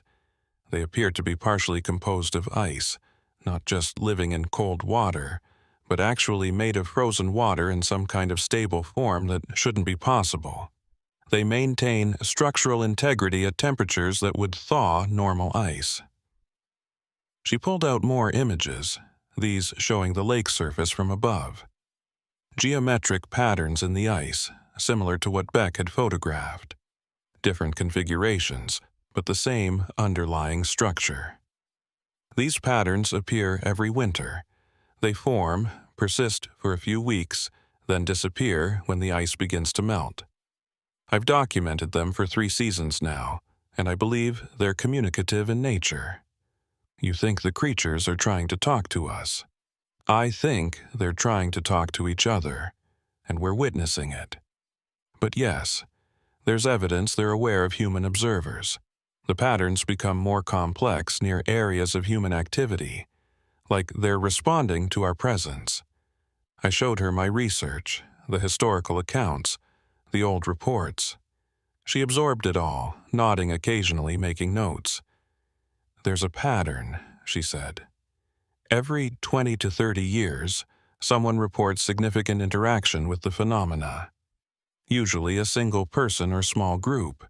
They experience something extraordinary, try to report it, and are dismissed as delusional. The evidence disappears or is explained away, then the phenomena goes quiet again until the next cycle. Why? I think they're testing us, trying to establish communication, but our species isn't receptive. We dismiss what we can't explain, categorize genuine anomalies as errors or hallucinations. So they wait, try again with the next generation, hope that maybe this time we'll be ready to listen." She pulled out a final document, this one heavily redacted. 3 months ago, I submitted a research proposal to study Wonder Lake's unique ecosystem. It was rejected by every major institution I approached. Too speculative, insufficient evidence, not worth the resource investment. But one organization showed interest, a private research foundation that studies unusual natural phenomena. What kind of foundation? The kind that doesn't publish their findings. The kind that makes things disappear when they're too significant to reveal publicly. She met my eyes. They want to know everything about Wonder Lake. They're willing to fund a comprehensive study, and they want you involved. Why me? Because you've had direct contact with the phenomena, because you survived it, and because, unlike most people who experience something impossible, you documented it carefully before dismissing it. I thought about the creature that had saved us, about the patterns in the ice that had looked like writing, about the feeling I'd had, watching those formations shift and change, like witnessing a conversation I couldn't understand but desperately wanted to. What would this study involve? Spending the winter at Wonder Lake, proper equipment, full support team, comprehensive monitoring. We'd document everything, the creature's behavior, the ice formations, the communication patterns. Try to establish if genuine intelligence is present and if contact is possible. The park won't authorize that. The park doesn't need to know. The Foundation has secured private access to the area. Legal, but discreet. You're talking about unauthorized research on federal land. I'm talking about potentially the most significant discovery in human history. And you have a choice. Help us understand it, or let it remain a mystery until the next person stumbles onto it and gets dismissed as delusional. I should have refused. Should have protected my career, my reputation, my comfortable certainty that the world worked according to known rules. When does the study begin? Next winter, October through March. Full support, all expenses covered, and complete documentation rights. If we find what I think we'll find, you'll be part of the team that proves intelligent non-human life exists on Earth. And if we find nothing, if it was just hallucinations and misinterpreted data, then we publish negative results and move on, but I don't think that's what we'll find. She gathered her materials, preparing to leave. Think about it. I'll contact you in August for your final decision. She left, taking her evidence and her impossible theories with her. I spent the rest of the day trying to process the offer, trying to decide if I was willing to risk everything for the slim chance of understanding what I'd experienced. That night, I drove to Wonder Lake. The ice was mostly gone now, just thin sheets near the shore that would be completely melted within days. The water was dark, reflecting the evening sky. Normal, unremarkable. just another mountain lake in the Alaska backcountry. I stood at the shore where Beck's tent had been, where we'd watched the glowing patterns form in the ice, tried to recapture that sense of witnessing something profound, something that transcended normal categories. The water rippled, though there was no wind. I watched the ripples spread in concentric circles, expanding from some central point far out in the lake. They moved too regularly, too precisely, forming those same geometric patterns I'd seen in the ice. Something broke the surface near the lake's center. One of the creatures, segmented body rising from the depths, crystalline plates catching the dying light. It watched me. I knew it was watching me, with those mirror-like eyes. Then it dove, and the ripples faded, and the lake was still again. But I understood. They were still there, still trying to communicate, still hoping that maybe, this time, someone would listen. I made my decision that night. When Dr. Molina called in August, I accepted her offer. Submitted my resignation to the Park Service effective October 1st, citing personal reasons. Tom Kerrigan was disappointed but understanding. Rangers burned out all the time, needed breaks from the isolation and stress. Beck signed on too. Molina had contacted him separately, and despite his public dismissal of the experience, he couldn't resist the chance to document it properly. We'd be working together again, along with a team of researchers I'd never met. The study began in October. We set up a permanent camp on Wonder Lake's northern shore, equipped with underwater cameras, sonar arrays, thermal imaging, spectrographic analysis equipment. Everything we needed to document and analyze whatever we found. The first month was quiet. The lake froze over. The creatures appeared occasionally on sonar but kept their distance, and no geometric patterns formed in the ice. The research team began to question whether we'd oversold the phenomena, whether this would be a winter of expensive negative results. Then, in mid-November, everything changed. The patterns appeared overnight, not just simple spirals this time, but elaborate formations covering the entire lake surface. They glowed faintly in the darkness, pulsing with that same bioluminescence Beck and I had seen. And in the center of the largest formation, a message, not in English, not in any human language, but unmistakable in its intentionality. Shapes arranged in sequence, structures that built on each other, patterns that evolved and developed like sentences in a visual language. Dr. Molina documented everything, her hands shaking as she photographed and measured. "It's a primer," she whispered.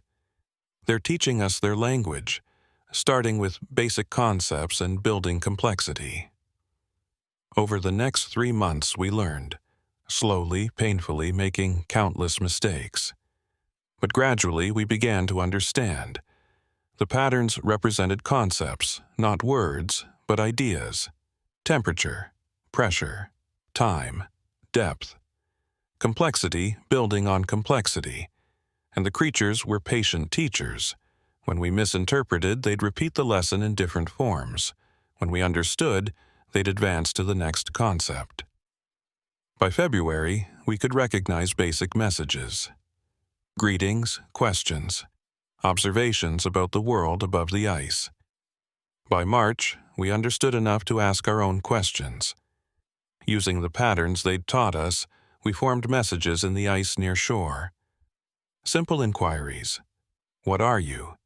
Where do you come from? Why are you here? The response came as the ice began to melt. The last message we'd received that season. We are the memory of ice. We are what water becomes when it learns to think. We have been here since the first glacier carved this valley. We will be here until the last ice melts. We share this world with you. We wish to share understanding. When the ice melted completely in April, the creatures descended to depths our equipment couldn't reach. The communication ended for the season, but we had our documentation. Hundreds of hours of footage, thousands of photographs, comprehensive analysis of the patterns and their meanings. Dr. Molina's foundation published the findings in a private report, shared with select researchers and institutions. The response was mixed. Some found the evidence compelling. Others maintained it could be explained through natural processes we didn't fully understand yet. But we knew the truth. Beck and I, Molina and her team, we'd made contact. We'd communicated with an intelligence that had existed alongside humanity for millennia, unrecognized and unacknowledged. I never returned to the Park Service. Instead, I became part of Molina's permanent research team, spending every winter at Wonder Lake, learning more of the ice creature's language, deepening our understanding. Beck continued his photography, but now with purpose beyond capturing beautiful images. He was documenting first contact, creating a visual record of humanity's initial communication with non-human intelligence. And every winter, when the ice forms and the patterns appear, I think about that night when Beck fell through and I jumped in after him. When that creature saved us both instead of letting us drown. When it chose connection over indifference. Some people say what we found at Wonder Lake is impossible. That ice can't think, water can't communicate, and we're deluding ourselves with pattern matching and anthropomorphization. Let them think that. I know what I've experienced, I know what I've learned, and I know that beneath the ice of Wonder Lake, something ancient and patient waits for the next person ready to listen. The ice has memory, the ice has consciousness, and the ice wants to be understood. All we have to do is be willing to learn.